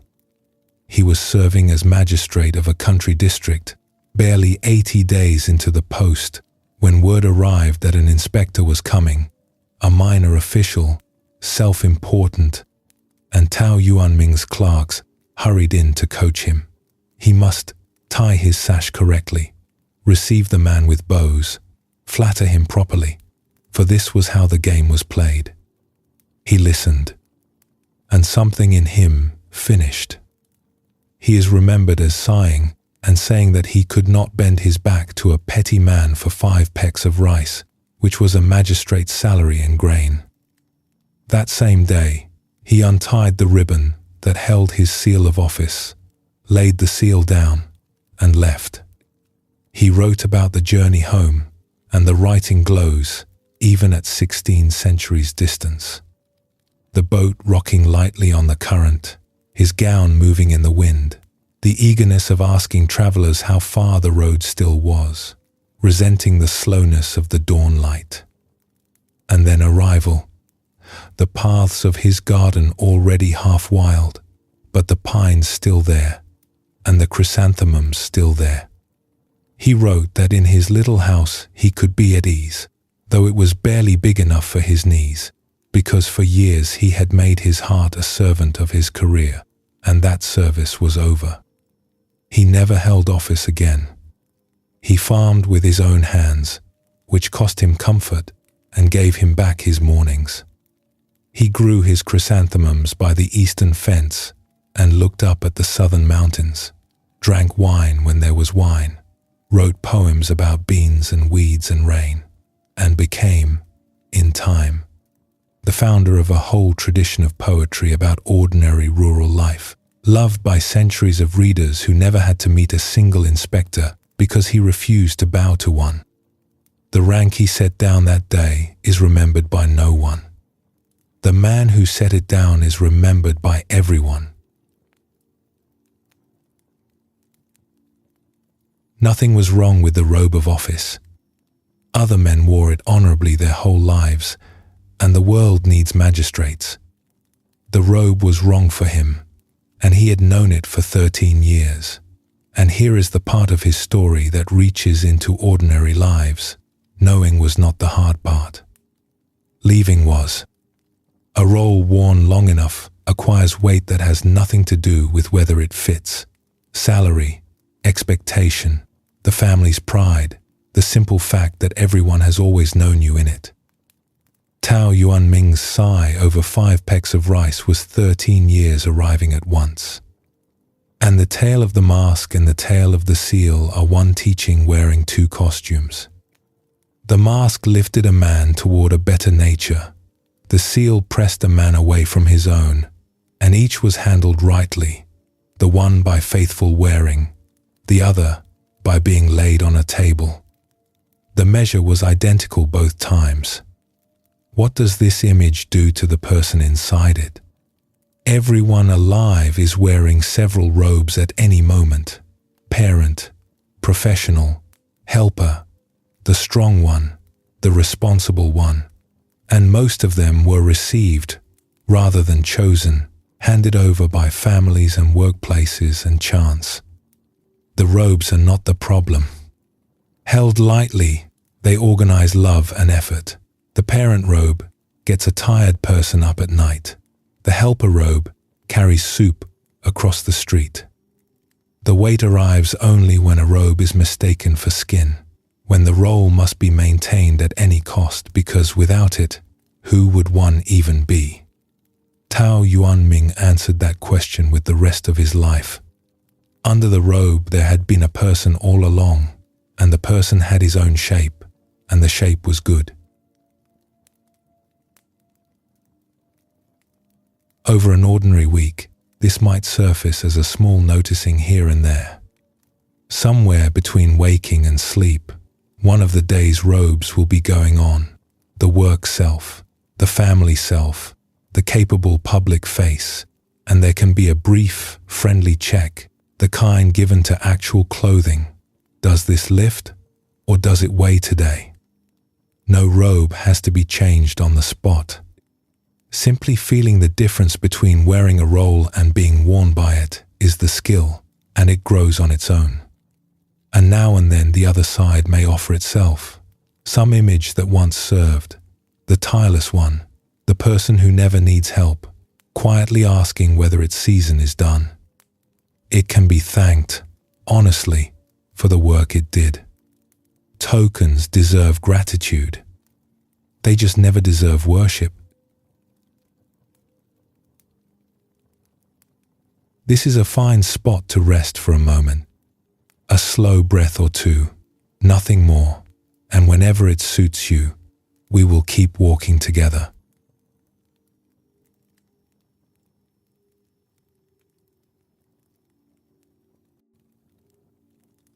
In one of his discourses in the Majjhima Nikaya, the Buddha described a discovery he made about his own mind in the years before his awakening. He put it in a sentence that has been guiding meditators ever since.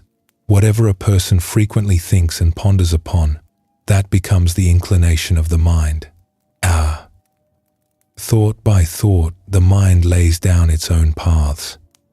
Whatever gets walked often becomes a road, and whatever becomes a road gets walked more, because roads are easier than open ground.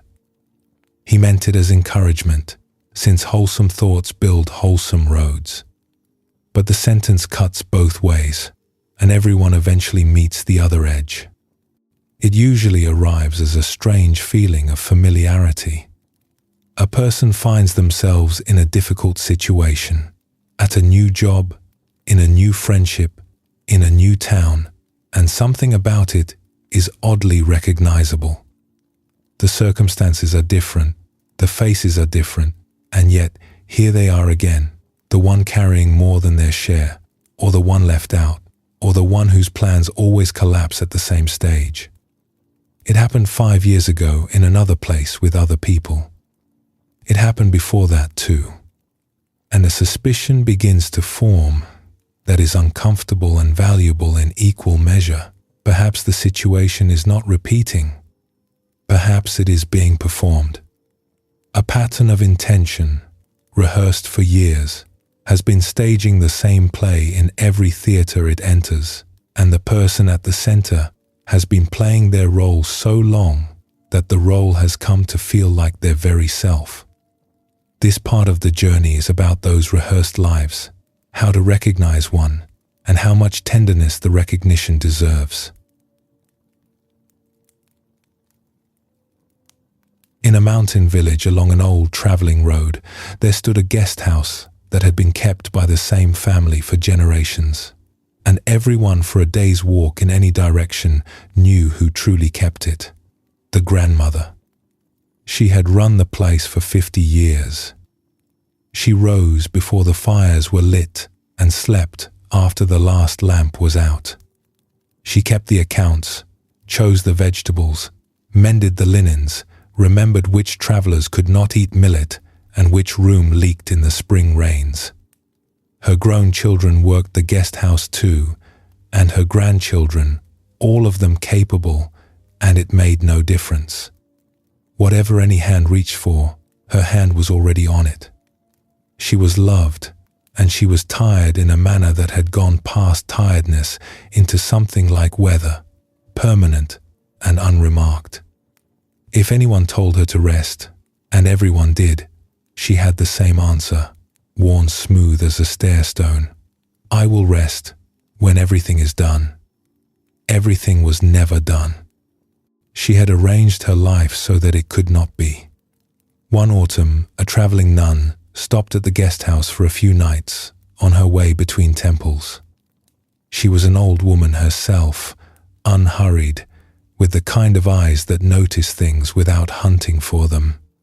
For 2 days, she watched the grandmother carry the entire house on her back while a full staff of willing family members worked around her, each of them reaching for tasks that were lifted away before they could take hold.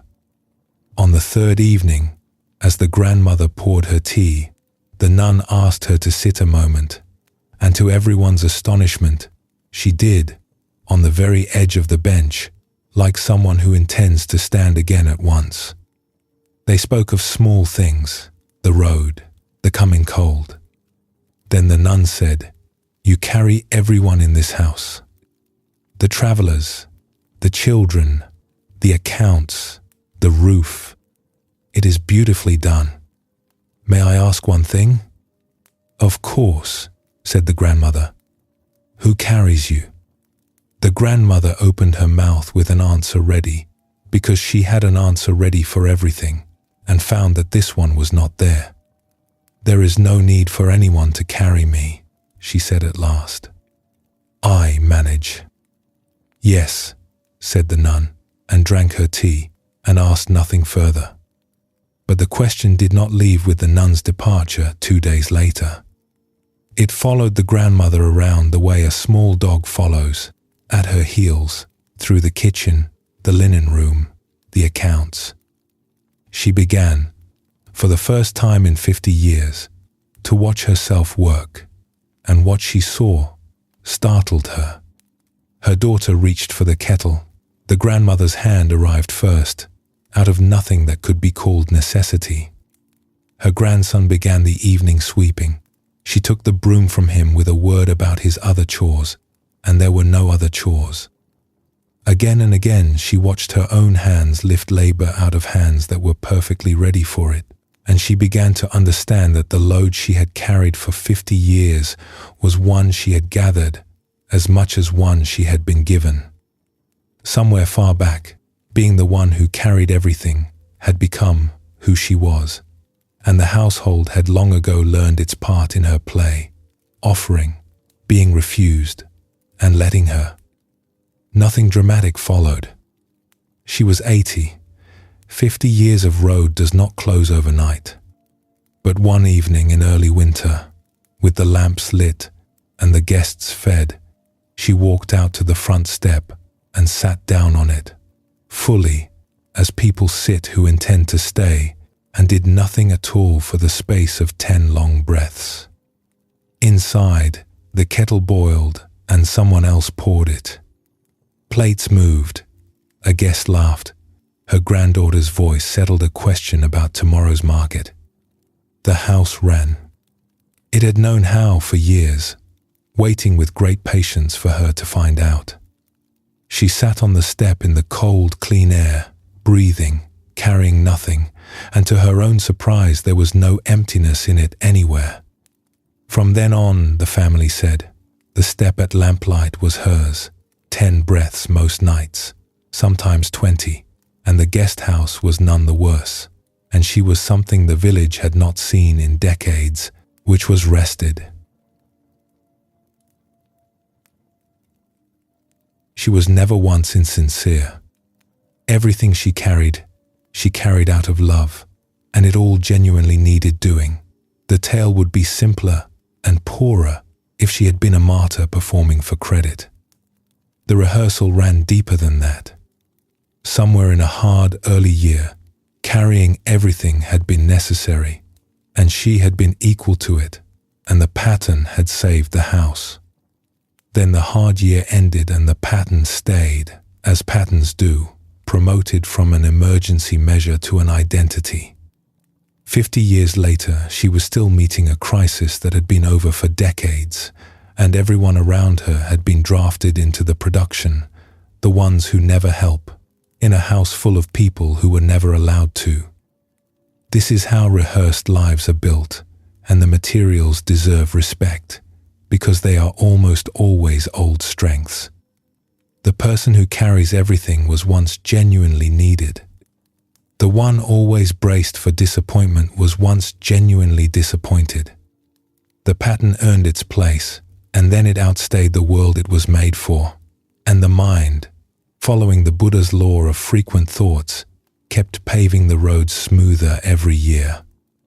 There is a comfort in a well-worn role that has nothing to do with happiness. A person knows their lines. They know how the scene goes. The role may be exhausting, and it is at least familiar, and the mind will choose familiar over free with distressing regularity, until something interrupts the performance. In the guest house, it took a single question from a stranger, 4 words with no advice in them. The nun never told the grandmother to change. She only asked something the script had no line for, and where the script ran out, 50 years of seeing rushed in. The Taoist sage Zhuangzi, whose stories the Zen tradition has treasured for 1,000 years, told a short, strange tale about how such patterns keep themselves alive, and everything in it happens in bright sunlight. There was once a man, Zhuangzi says, who became troubled by his own shadow and by the sound of his own footsteps. The shadow lay on the ground beside him everywhere he went, and the footsteps followed him at exactly his own pace, and he decided he would be free of both. His first plan was to consult his neighbors, who offered the usual remedies. "Walk in the early morning," said one, "when shadows are long and thin and easy to ignore. Wear softer sandals," said another, "and the footsteps will fade." He tried each remedy in turn. The shadow came to breakfast with him. The footsteps wore the new sandals. So he arrived at the plan that seemed to him most reasonable of all. He would outrun them. One clear morning he set off down the open road at a jog, glancing at the ground beside him, and the shadow jogged. He quickened. It quickened. He ran, and the shadow ran, holding its place at his side without the least effort, while his footsteps came faster and louder in his ears. More of them, the faster he went. This confirmed his belief that speed was the answer, and he simply lacked enough of it. He ran harder. Across that whole bright morning, on the long road, the man raced his own shadow with everything in him, certain the next burst of effort would finally break him free. By noon he was spent. His legs gave out, and he stumbled off the road into the shade of a great tree, dropping onto the cool ground at its root, chest heaving, defeated. And there, lying in the deep shade with his eyes half closed, he gradually understood that something had changed. He looked at the ground beside him. No shadow anywhere. He listened. His feet were still, and there were no footsteps in the world. Everything he had spent the morning fleeing had ended the moment he stopped, because all of it had been made of his own running. Had he stepped into shade at dawn, the shadow would have gone then. Had he sat down on any stone along that road, the footsteps would have finished at once. Zhuangzi leaves the man there under the tree, resting in the discovery, and it is a good place to leave him.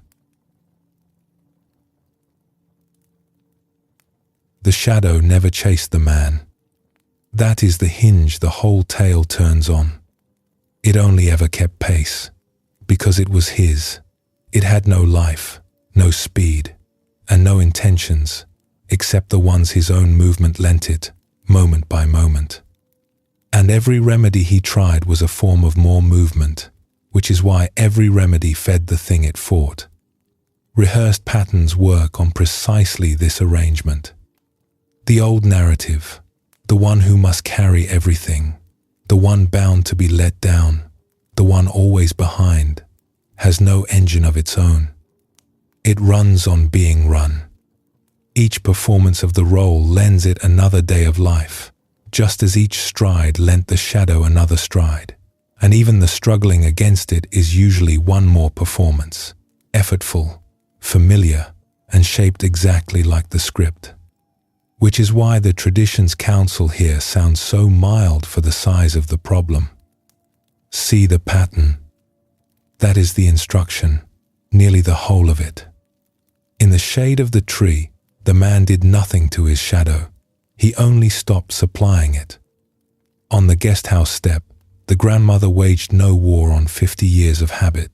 She sat down for 10 breaths and watched the house run, and the seeing did what struggle never could. There is a particular moment, and many people know it, when a familiar reaction is rising, the old line is halfway out, and something in the person hears it, actually hears it, as a line delivered many times before on many stages. That hearing is the shade of the tree. Nothing else needs to happen in that moment. And one thing more belongs in the instruction, because the seeing only works when it is kind. These patterns were built by a younger person solving a real problem with the tools they had. They are old servants, still showing up for a job that ended years ago.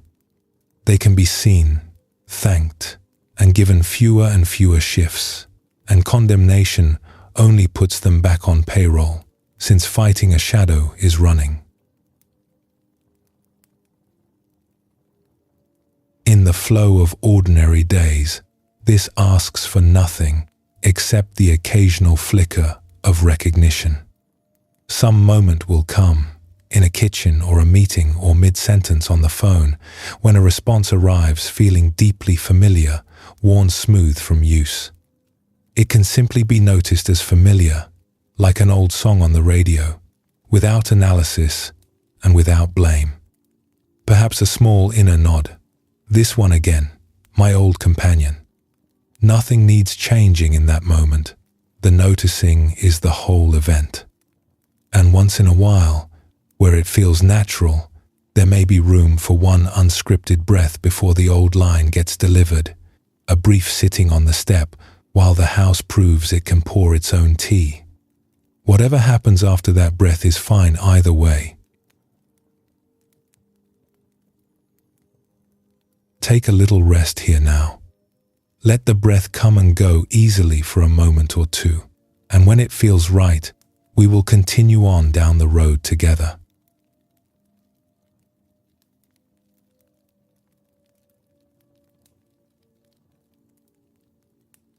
Of all the sentences the Buddha spoke, few carry more weight per word than one preserved in the Anguttara Nikaya. It is intention, monks, that I call action. For having intended, one acts by body, speech, and mind. In his teaching, the deed the world sees is the second half of every act. The first half happens earlier and deeper, in the choosing, and the choosing is where the meaning lives. Two people can hand a coin to the same beggar, one to help him and one to be seen helping him, And in the Buddha's accounting, these are different actions, because intention is the action. Everything else is delivery. This puts the steering wheel of a life in an unexpected place. Most people, asked what runs them, would point to their thoughts or their feelings, and no wonder, since those two make all the noise. But the earlier parts of this journey have been quietly taking their measure.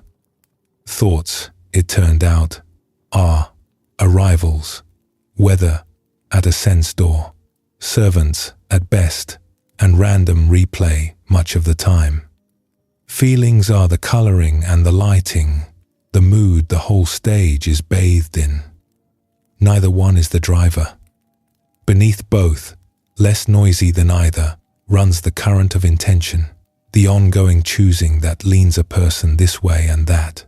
And here is the practical heart of the teaching.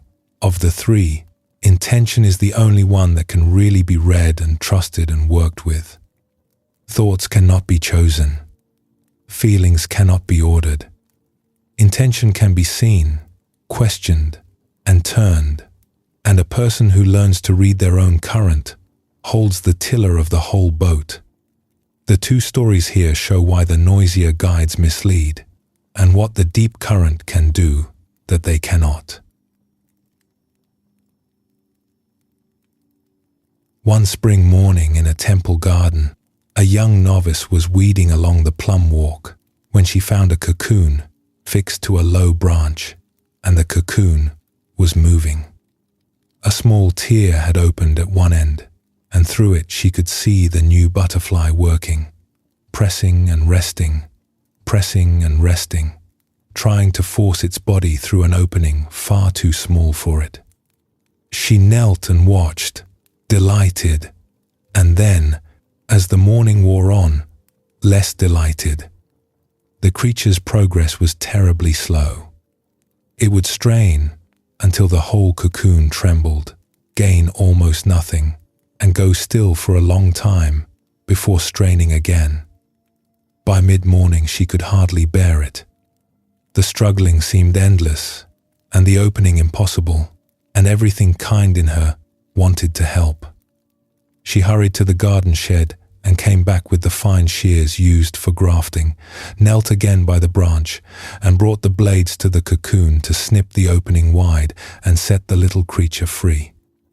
A hand closed over hers, appearing from nowhere, the way old gardeners appear.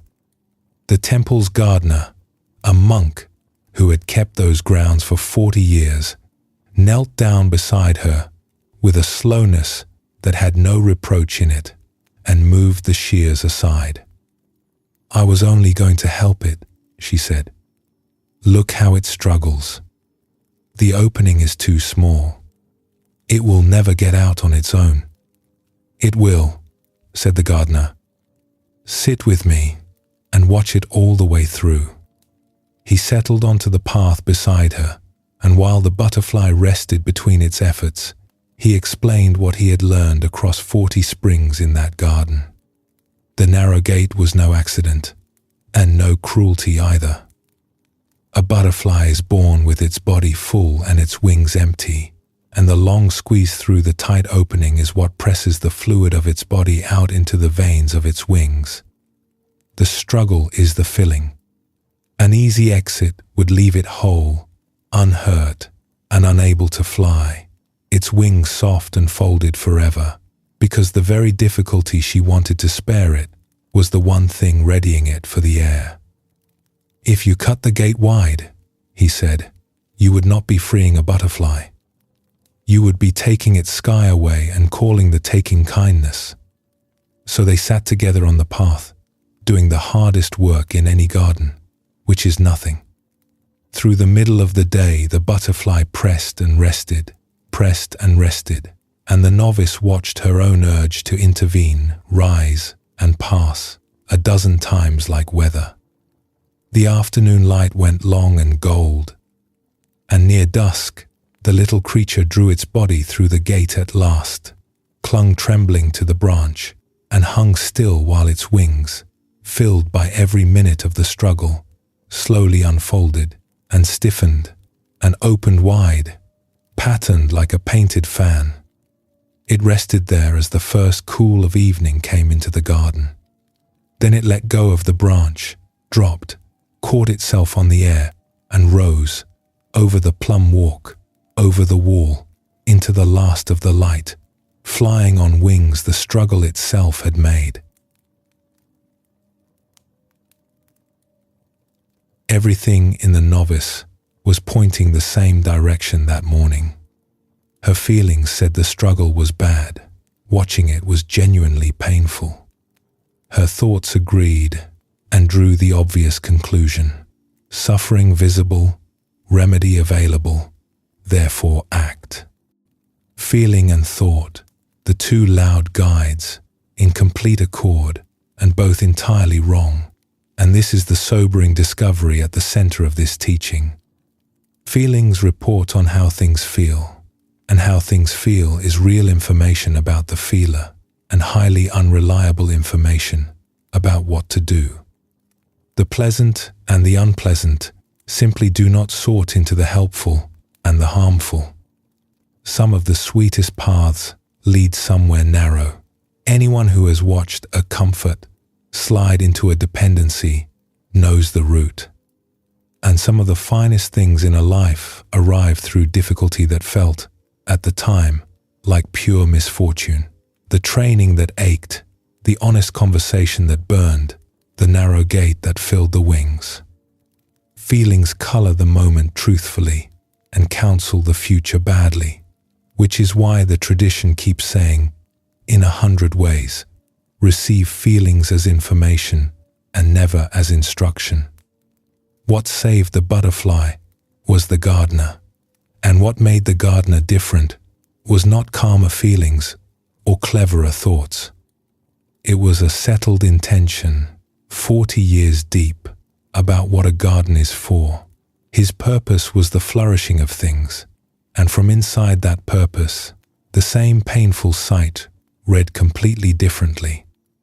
The novice's intention that morning, underneath the kindness, had a thread of something else in it, the wish for the discomfort of watching to stop. Her own discomfort. It is one of the oldest confusions in the world, mistaking relief for the sufferer with relief for the watcher, and only the reading of intention, never the reading of feeling, can tell those two apart. The Buddha offered his monks a story about the other power of intention, the one almost nobody expects, and it is preserved in the Majjhima Nikaya, told in his own voice as a picture of the whole path. A traveler on a long journey, he said, comes to a great stretch of water. The country behind him has been rough and uncertain, hard walking with no rest in it. And on the far shore he can see what he has been walking toward.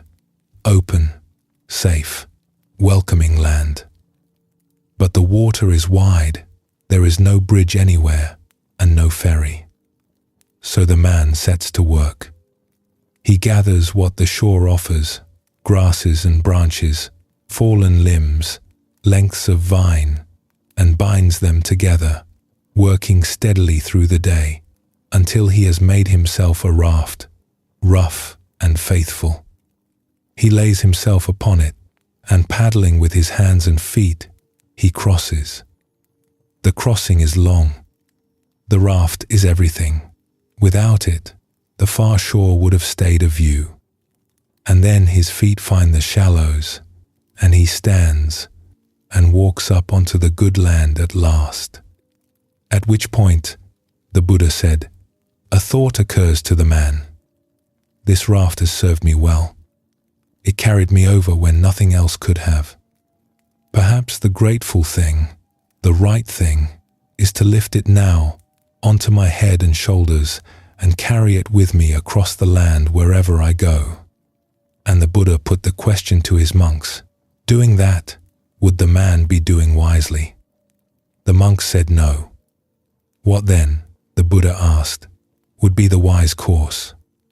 And the answer, agreed by all, was this: having crossed, The man draws the raft up onto dry ground, or lets it drift on the water, feels the fullness of his gratitude toward it, and walks on with his hands free. The teaching he drew from it reached further than anyone was ready for. My teachings themselves, he told them, are like the raft. They are for crossing over. They are not for holding on to. Even the finest things, even the things that saved you, are honored by being used and released, and burdens are burdens, whatever they once did for us on the water. There is a move in that story easy to walk past, and the whole teaching of this evening's descent gathers inside it. The man's decision to lay the raft down was an act. It had a before and an after, a choosing in the middle, effort in it, and love in it. This is where the common picture of willpower turns out to be half a picture. Will is usually imagined as gripping, pushing through, holding on, making happen. The Buddha's word covered the other half. Releasing is also intention. Setting down is also an act, done by somebody, on purpose, and often at greater cost than any gripping, as everyone knows who has ever laid down a grievance they had carried so long it had worn a groove in the shoulder. Generosity is intention. Forgiveness is intention. Rest, real rest, chosen and entered, is intention. The current beneath a life does not only drive the boat forward, it also, at the right moments, opens the hands, and an opened hand, moved by clear purpose, is as strong as any fist. Reading one's own current, then, becomes the daily art, and it is subtler than sorting good intentions from bad. Most motives arrive looking respectable. The novice's shears were kindness itself at first glance. The finer question, the one this whole journey has been sharpening, runs underneath the labels. Is this motive fresh, or is it rehearsed? Is this generosity moving free, or is it the one who carries everything taking another shift? Is this the gardener's settled purpose, or the watcher's wish to stop feeling uncomfortable? Nobody answers such questions perfectly. The asking itself is the practice, and the Buddha ranked it as highly as anything he taught, because a person who checks the intention has gone to the one layer where the action actually is. Everything downstream of the choosing is delivery. Carried into ordinary days, this becomes a small pause that fits inside almost any moment. Before the message is sent, before the offer is made, before the help is rushed across the room, there is sometimes half a breath available, and in that half breath one soft question, what is moving here? There is no interrogation in it, and no verdict, only a hand testing the current, as a boatman tests it at the dock. Some days the answer is clear and warm and the act flows straight out of it. Some days something older is found holding the tiller, and even then nothing needs forcing. A current that has been seen already begins to shift. And the question works just as well in reverse. On the raft side of things, is anything being carried today that finished its work some way back? An old method, an old grievance, an old identity that got someone across real water once. It can be honored exactly as the traveler honored his raft, with real gratitude and open hands, both at once. Another pause now, to let all of this rest where it has landed. Breathe slowly for a little while, no hurry at all, and when you are ready, the final part of our journey is waiting just ahead.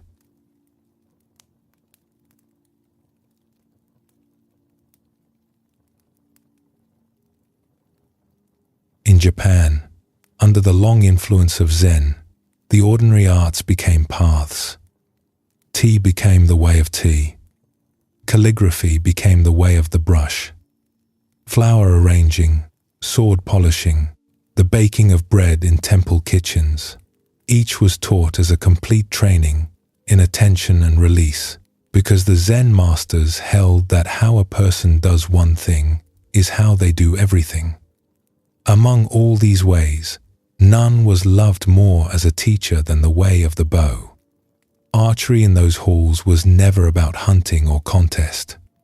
The target was a straw cylinder, the draw was a ceremony, and the whole art aimed at a single discovery that this final part of the journey has been walking toward all evening.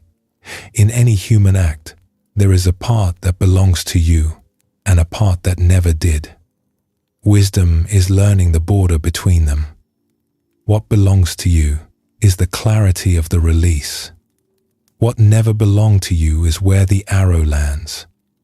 A life spent gripping the landing is a life of permanent strain, because the landing was never in anyone's hands. A life spent tending the release turns out to be enough, and more than enough, and it is the only life that ends without regret. There is an account from those practice halls about a scholar who came from a far country to study Zen and was told by his teachers that he would understand it best through an art. He chose the bow and presented himself to an old master of the way and began what he assumed would be a course of some months. It became years. For the first long stretch, he was not permitted to aim at anything at all. He learned to stand.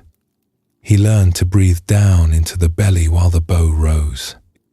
He learned to draw the great bow with his whole body rather than his arms, and to wait at full draw, holding nothing tight, until he trembled, and the master shook his head and sent the arrow away to be tried again another day.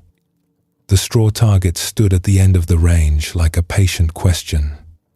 When at last he was allowed to loose arrows toward it, a worse trouble began, because now he wanted to hit it, and the wanting poisoned everything. He would hold the draw, feel the moment ripening, and then something in him would grab, a little clutch of ambition right at the release, and the shot would leap away, tense and wrong. The more he practiced, the more cunning the grabbing became. He tried timing it, tricking it, sneaking the shot past his own wanting, and the master saw every scheme instantly and set him back to breathing. "You are asking the wrong thing of yourself," the old man told him one evening. "You are trying to make a good shot. Stop making. Draw and wait and stay with the breath, and when the moment is truly full, the shot falls of itself. It must fall from you like snow from a bamboo leaf." The scholar turned the image over for months. Snow gathers on the long green leaf, flake by flake, nobody counting. The leaf bends, nobody bending it, and at some moment no one chooses. The whole soft weight lets go and the leaf springs free. There is no archer anywhere in that picture. There is only ripeness and release. The scholar's understanding arrived the way such things do, on an unremarkable day, after years, when he had grown tired enough to stop supervising himself. He stood, he drew, breath low, hands soft, mind on nothing, and the shot fell. It simply left, without his permission and without his help, clean as the snow leaving the leaf, and the twang of the string sounded different, and he stood in the settling quiet, knowing that everything before this had been throwing, and this, at last, had been a release. The master, who missed nothing, bowed, and the scholar understood one more thing in that moment. The old man was not bowing toward the target, and had never once, in all the years, so much as glanced at where the arrows landed. He was bowing to the shot. The shot was complete the instant it left the string. Whatever happened downrange was the arrow's business now, and the wind's, and belonged to a world no archer governs. He stayed several more years, And when he finally sailed home, he carried nothing except the one discovery, which he spent the rest of his life finding everywhere, in work, in friendship, in every act a person can perform. Do everything that is yours to do, completely, with full attention and open hands. Then let the string go. The rest was never yours, and the peace of the practice halls came precisely from that subtraction. Everything the scholar suffered on that range, everyone suffers somewhere. The clutch he felt at the moment of release, that little grab of wanting the outcome, is the same clutch that tightens a voice in an important conversation, stiffens the hands of a musician at an audition, and keeps a person lying awake editing tomorrow. It comes from assigning oneself the wrong job, responsibility for the landing, a post no human being has ever successfully held. Outcomes sit downstream of 1,000 currents, other people's choices, timing, chance, the wind across every range. The archer's discovery redraws the job description at last, and everything in this evening's journey flows into it. Arrive fully. That was the beginning of the path. Read the body. Let thought be weather. See through the portraits. Retire the scripts. Check the current of intention. All of it gathers at the moment of release, where a person does what is theirs with everything they have, and then opens the hand.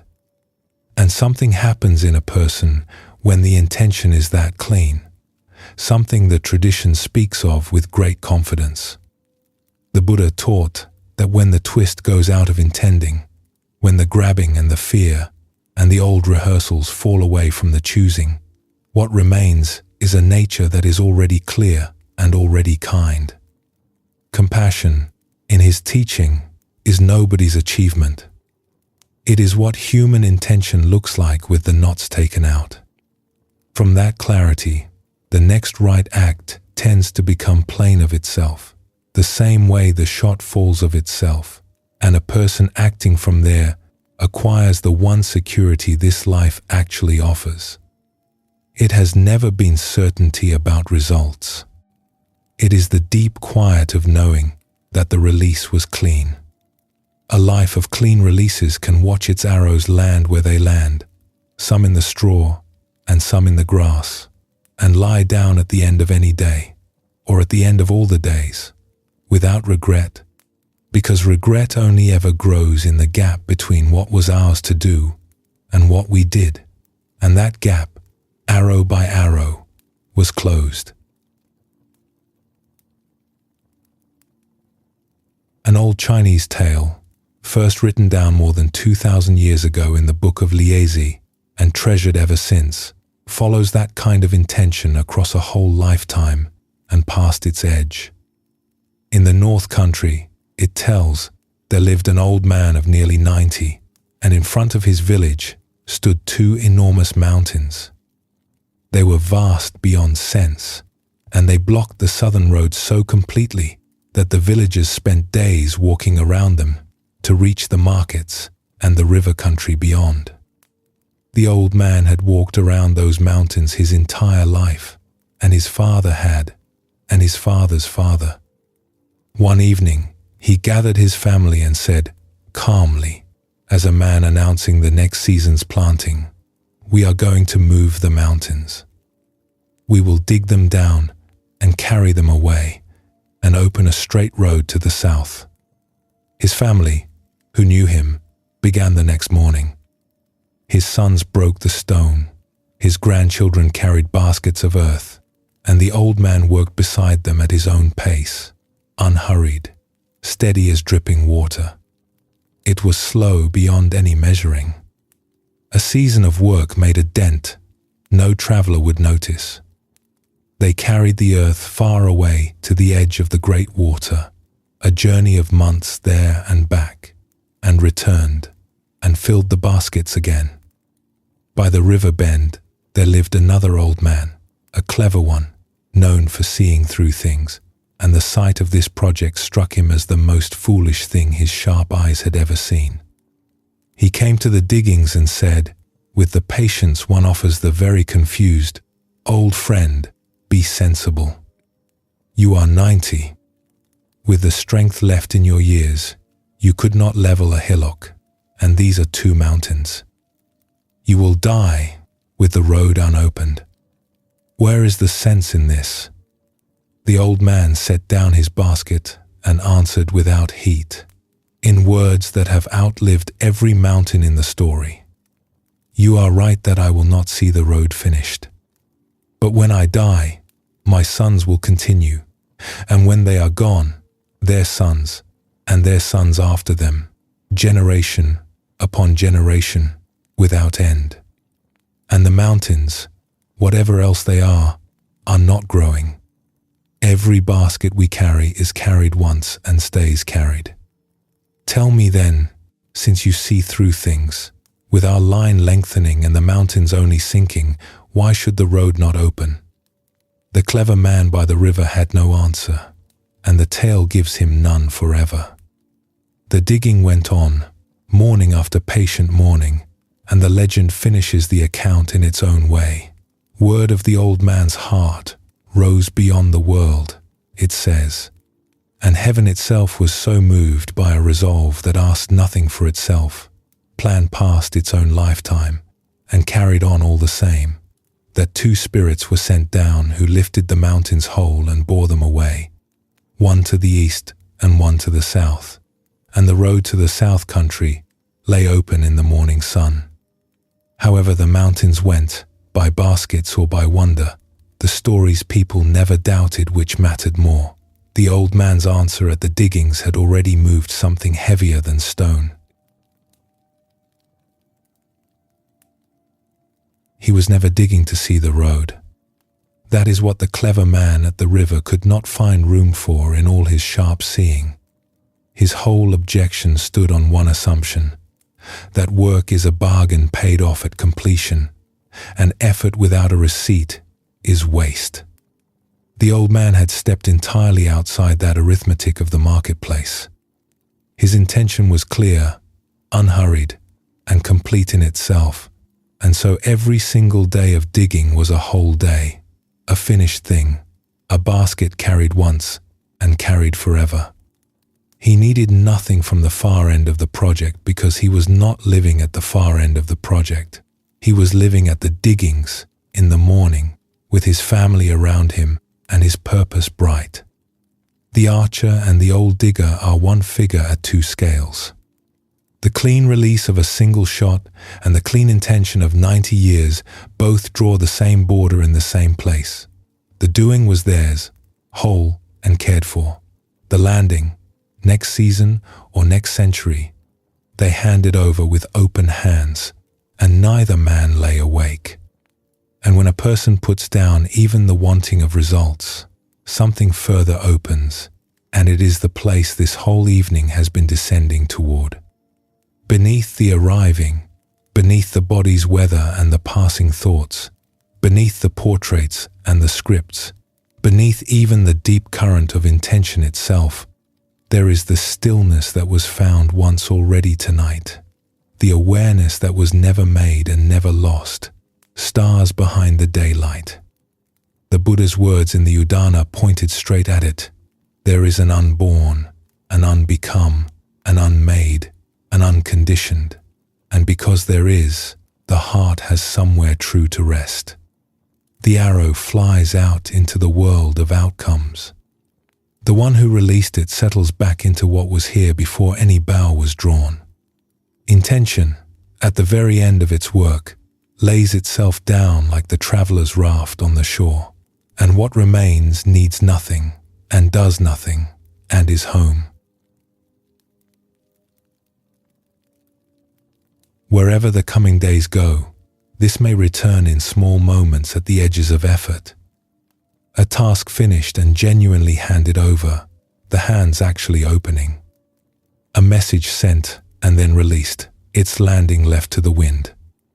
An evening, perhaps this one, where the last thing done is the putting down of doing itself. The day's arrows all loosed, well or badly, and none of them yours anymore. rest is also something given fully. It may be the clearest release of all. Rest here for a while, with nothing to carry and no hurry anywhere. Breathe slowly, at your own pace, and when you are ready, one more part of the journey is waiting.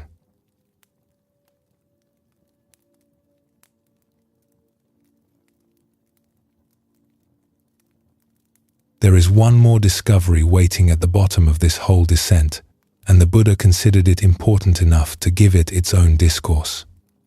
When a heart has arrived, settled into the body, seen through its weather and its portraits and its scripts, and laid its strivings down, that heart does not sit empty.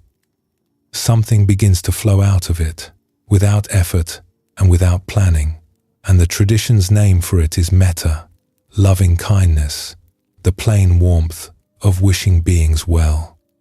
The Buddha taught it in the Metta Sutta, one of the most recited passages in all his teaching, and at its center he placed a single image that has carried the practice for 25 centuries. Even as a mother protects with her life, her child, her only child, so with a boundless heart should one cherish all living beings. Kindness, in his teaching, was never decoration on the path. It is what the path produces, the same as a healthy tree produces shade, and it does real work in the world. A kind presence changes rooms. Everyone has felt this from the receiving side. Some people are simply easier to be near, and difficulties soften around them, and nobody can quite say how. The old stories say how. Warmth radiates, the same as calm radiated from the Buddha in the festival street long ago this evening, and what it touches, it changes. This last part of the journey is about that radiating heart, told through two of the oldest and best-loved accounts in the tradition, one about a whole forest and one about a single small flame. The old commentaries tell that one year, as the rainy season approached, a large group of monks came to the Buddha to receive their meditation instructions, and then set out together to find a place to practice through the months of rain. They found what looked like perfection, a great forest of tall trees at the edge of the hills, green and still, with a village nearby for alms. They settled beneath the trees, each monk taking his place, and prepared for 3 months of undisturbed practice. The forest, the legend says, had other residents. Spirits lived in those trees, the old guardians of the grove, and the arrival of so many meditators displaced and unsettled them. Wanting their forest to themselves again, they set about making the monks unwelcome. Nothing in the grove felt right after that. The nights filled with strange sounds that seemed to come from everywhere and nowhere. Cold drafts moved where no wind was blowing. An unfriendly heaviness hung between the trees, and the monks, sitting down to meditate, found their minds scattering like startled birds. Sleep grew thin. Concentration became impossible. However, the tale's spirits are understood. Every meditator since has recognized the condition itself, a place or a season of life that simply will not let the heart come to rest. The monks endured it as long as they could, and then packed up and walked all the way back to the Buddha and told him everything and asked him to send them somewhere else. The Buddha listened to the whole account. Then he told them something they did not expect. There was no better forest. He would send them back to the very same trees. But, he said, they had gone the first time unequipped, and this time they would go carrying protection. The monks readied themselves to receive some formidable instruction, and what the Buddha gave them was a teaching on love. He taught them the Metta Sutta there and then, the words about the boundless heart and the mother and her only child, about wishing all beings everywhere to be happy and safe, the seen and the unseen, the near and the distant, the born and the yet to be born, leaving nothing out. Recite this as you walk, he told them. Fill your minds with it. Enter the forest with it, and live inside it, and radiate what it describes toward every being in that grove. The monks turned around and walked back. It was a journey of some days, and they used it as the Buddha had told them to, learning the verses as they went, passing them from voice to voice along the road until every monk carried the whole teaching by heart. At the edge of the forest they stopped. The trees stood ahead of them exactly as before, tall and shadowed, the same grove that had defeated them once already, and this time they entered it differently. They began to recite, and they went in among the trees wishing well, deliberately and without exception, to everything the forest held, including whatever had been troubling their nights. May all beings be happy. May all beings be safe. The seen and the unseen, the near and the far. They took their places again beneath the same trees, and when the first night came down, they met it sitting, hearts turned outward in goodwill, toward the branches above them, the birds settling into them, the unseen residents, all of it. And the forest changed. The legend says the spirits, met with nothing but warmth from the visitors they had opposed, were changed by it themselves. The resentment had nowhere to land, and it dissolved, and in its place something like welcome grew. The strange sounds ended. The cold draughts stilled, and more than that, the tale says, the old guardians of the grove became guardians of the monks as well, watching over their sitting, keeping the forest calm around them, tending them like hosts who had decided these guests were their own. The monks stayed the full 3 months in complete peace, and the rains came and went over a forest in which every resident, seen and unseen, wished the others well. The monks asked for a different forest, and the Buddha gave them a different heart, and the same trees became a different place. That is the teaching, and it reaches far beyond the rainy season.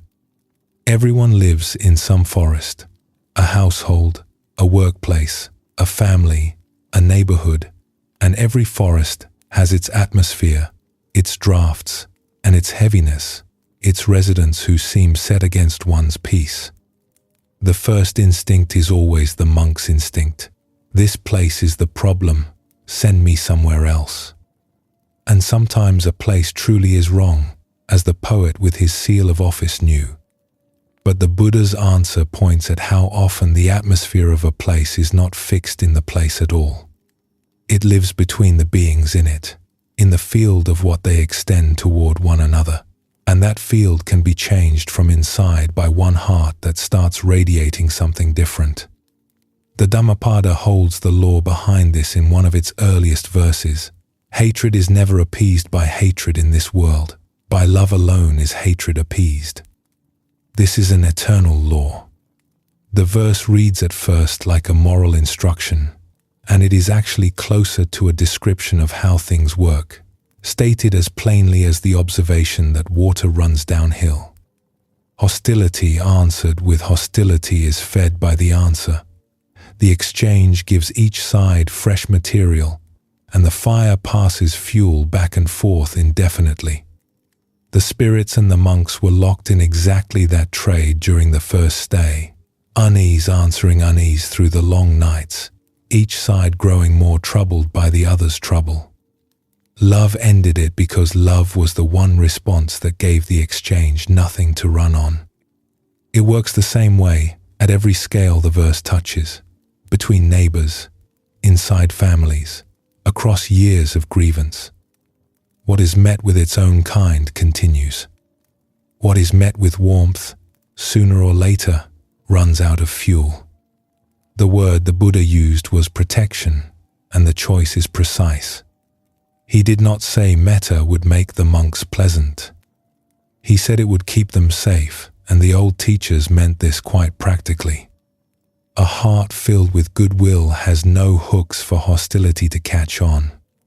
Unfriendliness arriving at such a heart finds nothing to grip, no answering resentment to feed on, and passes through, the same as the festival music passed through the forest master's hut once he stopped going out to fight it. This is also why the tradition insists that metta has nothing to do with sentimentality or with liking everyone. The monks did not have to enjoy the spirits. They had to wish them well, which is a decision, an intention. The deep current itself turned outward, and it asks for no particular feeling before it begins. The warmth, remarkably, tends to arrive afterward, drawn along behind the wishing like heat behind a lit wick. There is a reason the sutta itself goes to such lengths in naming who the wish includes. The seen and the unseen, the near and the far, the great and the small, the born and the yet to be born. The list keeps widening until nothing living stands outside it, and the width is the working part. A goodwill with borders keeps a guard posted at every border, deciding who qualifies, checking credentials, and the guard duty itself is a low, constant labor that most people carry without knowing they carry it. A boundless goodwill has no borders to patrol.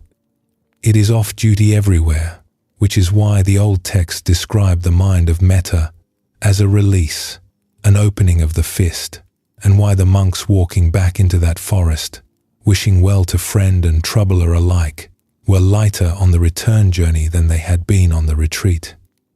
The Buddha also taught that this warmth has more than one face. He named 4 qualities together and called them the immeasurables, 4 shapes the same open heart takes as circumstances change. Meeting a being in ordinary life, the heart's warmth is metta, the simple wish for their well-being. Meeting a being in pain, the same warmth becomes compassion, the wish for their pain to ease. Meeting a being in good fortune, it becomes shared joy, gladness at another's happiness with no envy in it, which the old teachers considered the rarest of the 4. And meeting what cannot be changed, the warmth becomes equanimity, a kindness steady enough to stay present without needing to fix. 1 heart, 4 weathers, and the training in any one of them strengthens all the rest, since they are less 4 practices than 4 doors into the same room. And a lit wick is exactly where the tradition's other great account of the radiating heart takes place. In the days when the Buddha was staying near a great city, the story goes, word spread that the king would make a grand offering of light. He was sending oil to the monastery by the cartload, hundreds of lamps, thousands, to be lit around the grounds where the Buddha taught, so that the whole precinct would glow through the night. The city was stirred by it, and wealthy families hurried to add fine lamps of their own, each grander than the last. In that city lived an old woman who had almost nothing. She survived at the edges of things, and when she saw the carts of oil rolling past and learned what they were for, a longing rose in her that startled her with its strength. In her whole hard life, here was the Buddha, teaching a short walk from where she stood, and everyone in the city would offer him light, except her. She had no coin at all. So she did the one thing she could think of. She cut off her hair, sold it for a few small coins, and carried them to the oil seller. The oil seller measured out what her coins could buy, and it was almost nothing. Too little, he told her kindly, to keep even a small lamp burning through half the night. She took it anyway. She cleaned and trimmed one plain clay lamp until it was the best version of itself, filled it with her little measure of oil, and carried it to the monastery in the evening. The whole city seemed to be walking the same road. Servants went past bearing lamps of bronze and silver on cushions. Families in fine clothes carried lanterns worked with figures and flowers, and ahead of them, all the king's offering was being set out in long glowing rows, hundreds upon hundreds of flames, until the monastery grounds shone like a field of fallen stars. She walked among all of it, small and unnoticed, holding her clay lamp in both hands. She found a place for it in an outer corner, far from the grand displays, where nobody would mind it. And as she lit it, she made her offering complete in the only place offerings are ever completed, which is the heart. This little light is all I have, she thought, and I give it whole. May it stand for something far bigger than me. May every being lost in any darkness, anywhere, find their way to peace by some light, somewhere, someday. Then she bowed and went home, and the night began. The night was long, and toward morning a wind came through the monastery grounds. One by one the lamps went out, the small ones first, then the fine ones, some spent, some snuffed, until the whole glowing field of the king's great offering had gone dark. Every lamp but one. In the outer corner, the old woman's plain clay lamp burned on, steady in the wind, as bright as the hour it was lit. At dawn, the monk whose duty it was to put out the lamps went around the grounds and came at last to the one still burning. He pinched at it, and it burned. He blew on it, and it burned. The legend says he was a monk of great attainments, and he brought everything he had to the task of extinguishing one small clay lamp, and the flame did not so much as waver. The Buddha, passing, saw him at it and smiled. "Let it be," he said. "You could carry water from every ocean and river in the world and pour it over that flame, and it would burn on."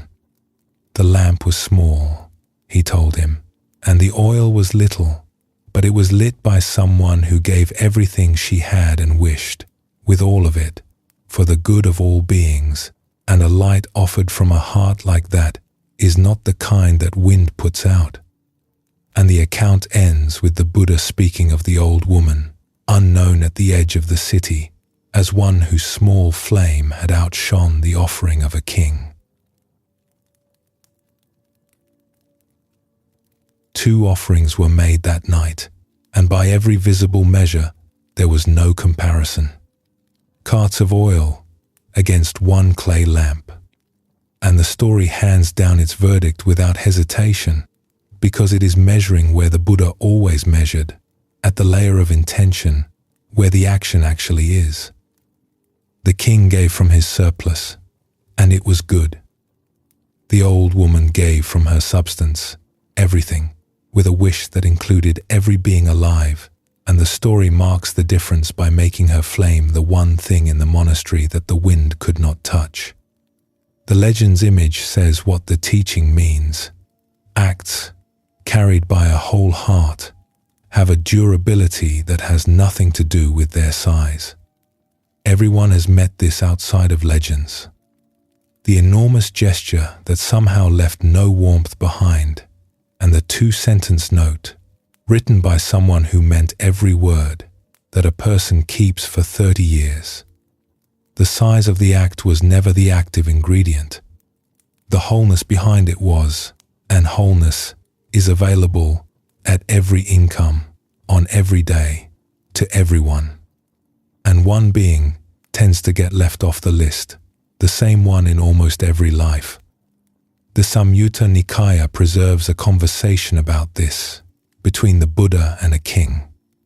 The king and his queen, in a rare, honest moment, had each admitted to the other that searching the whole world, neither could find anyone dearer to them than their own self, and the king brought this confession to the Buddha, half expecting to be corrected. The Buddha did not correct him. He agreed, and turned the truth into a teaching. Since every being everywhere holds itself dear in just this way, one who truly holds himself dear should bring harm to no one. Self-kindness in his hands, became the very ground the boundless heart stands on, and the wish that goes out to all beings is incomplete while it detours around the one doing the wishing. Even the old woman's lamp, the story is careful to say, lit her own life first. The moment the little flame caught, something in her own long shadowed days caught with it, and the richness she felt kneeling there arrived before any legend of unquenchable light began. Warmth radiates outward, and it warms the center on its way. That is what makes this last teaching so friendly to an ordinary life. Radiating kindness sounds like a calling for saints, and the old woman's story quietly dismantles that idea. She performed no feat. She tended one small flame with her whole heart, and the tradition ranks her evening among its treasures. The scale of a life's kindness, these stories agree, is set by the heart's wholeness and never by its resources. A forest is warmed by monks who own nothing but a chant. A monastery is outshone by a woman who owned nothing at all. And such kindness, the Buddha taught, is the least fragile thing a person can make. Moods run out like oil. Circumstances gutter. What is offered whole keeps burning. This can travel into the weak in the smallest imaginable form, a practice old enough that the monks of the forest would recognize it. Somewhere in an ordinary day, passing a stranger, sitting near a colleague, waiting behind someone in a line, there is room for one silent, unsent sentence, "May you be well." Nobody hears it. Nothing shows. It costs one breath, and it is a real act, a small clay lamp lit at the edge of the day, and something in the person who lights it warms first. Perhaps some evening it widens on its own, to a whole room, a whole street, the near and the distant, the way the old words go. And once in a while the sentence can be turned around, spoken silently to the one who has been carrying this whole day. "May you be well, too." There is no need to feel anything in particular first. The wishing goes ahead, and the warmth follows behind it, at its own pace, reliably. Rest here now, with nothing left to carry. Breathe slowly, at whatever pace the evening has settled into, and when you are ready, a few closing words will see us home.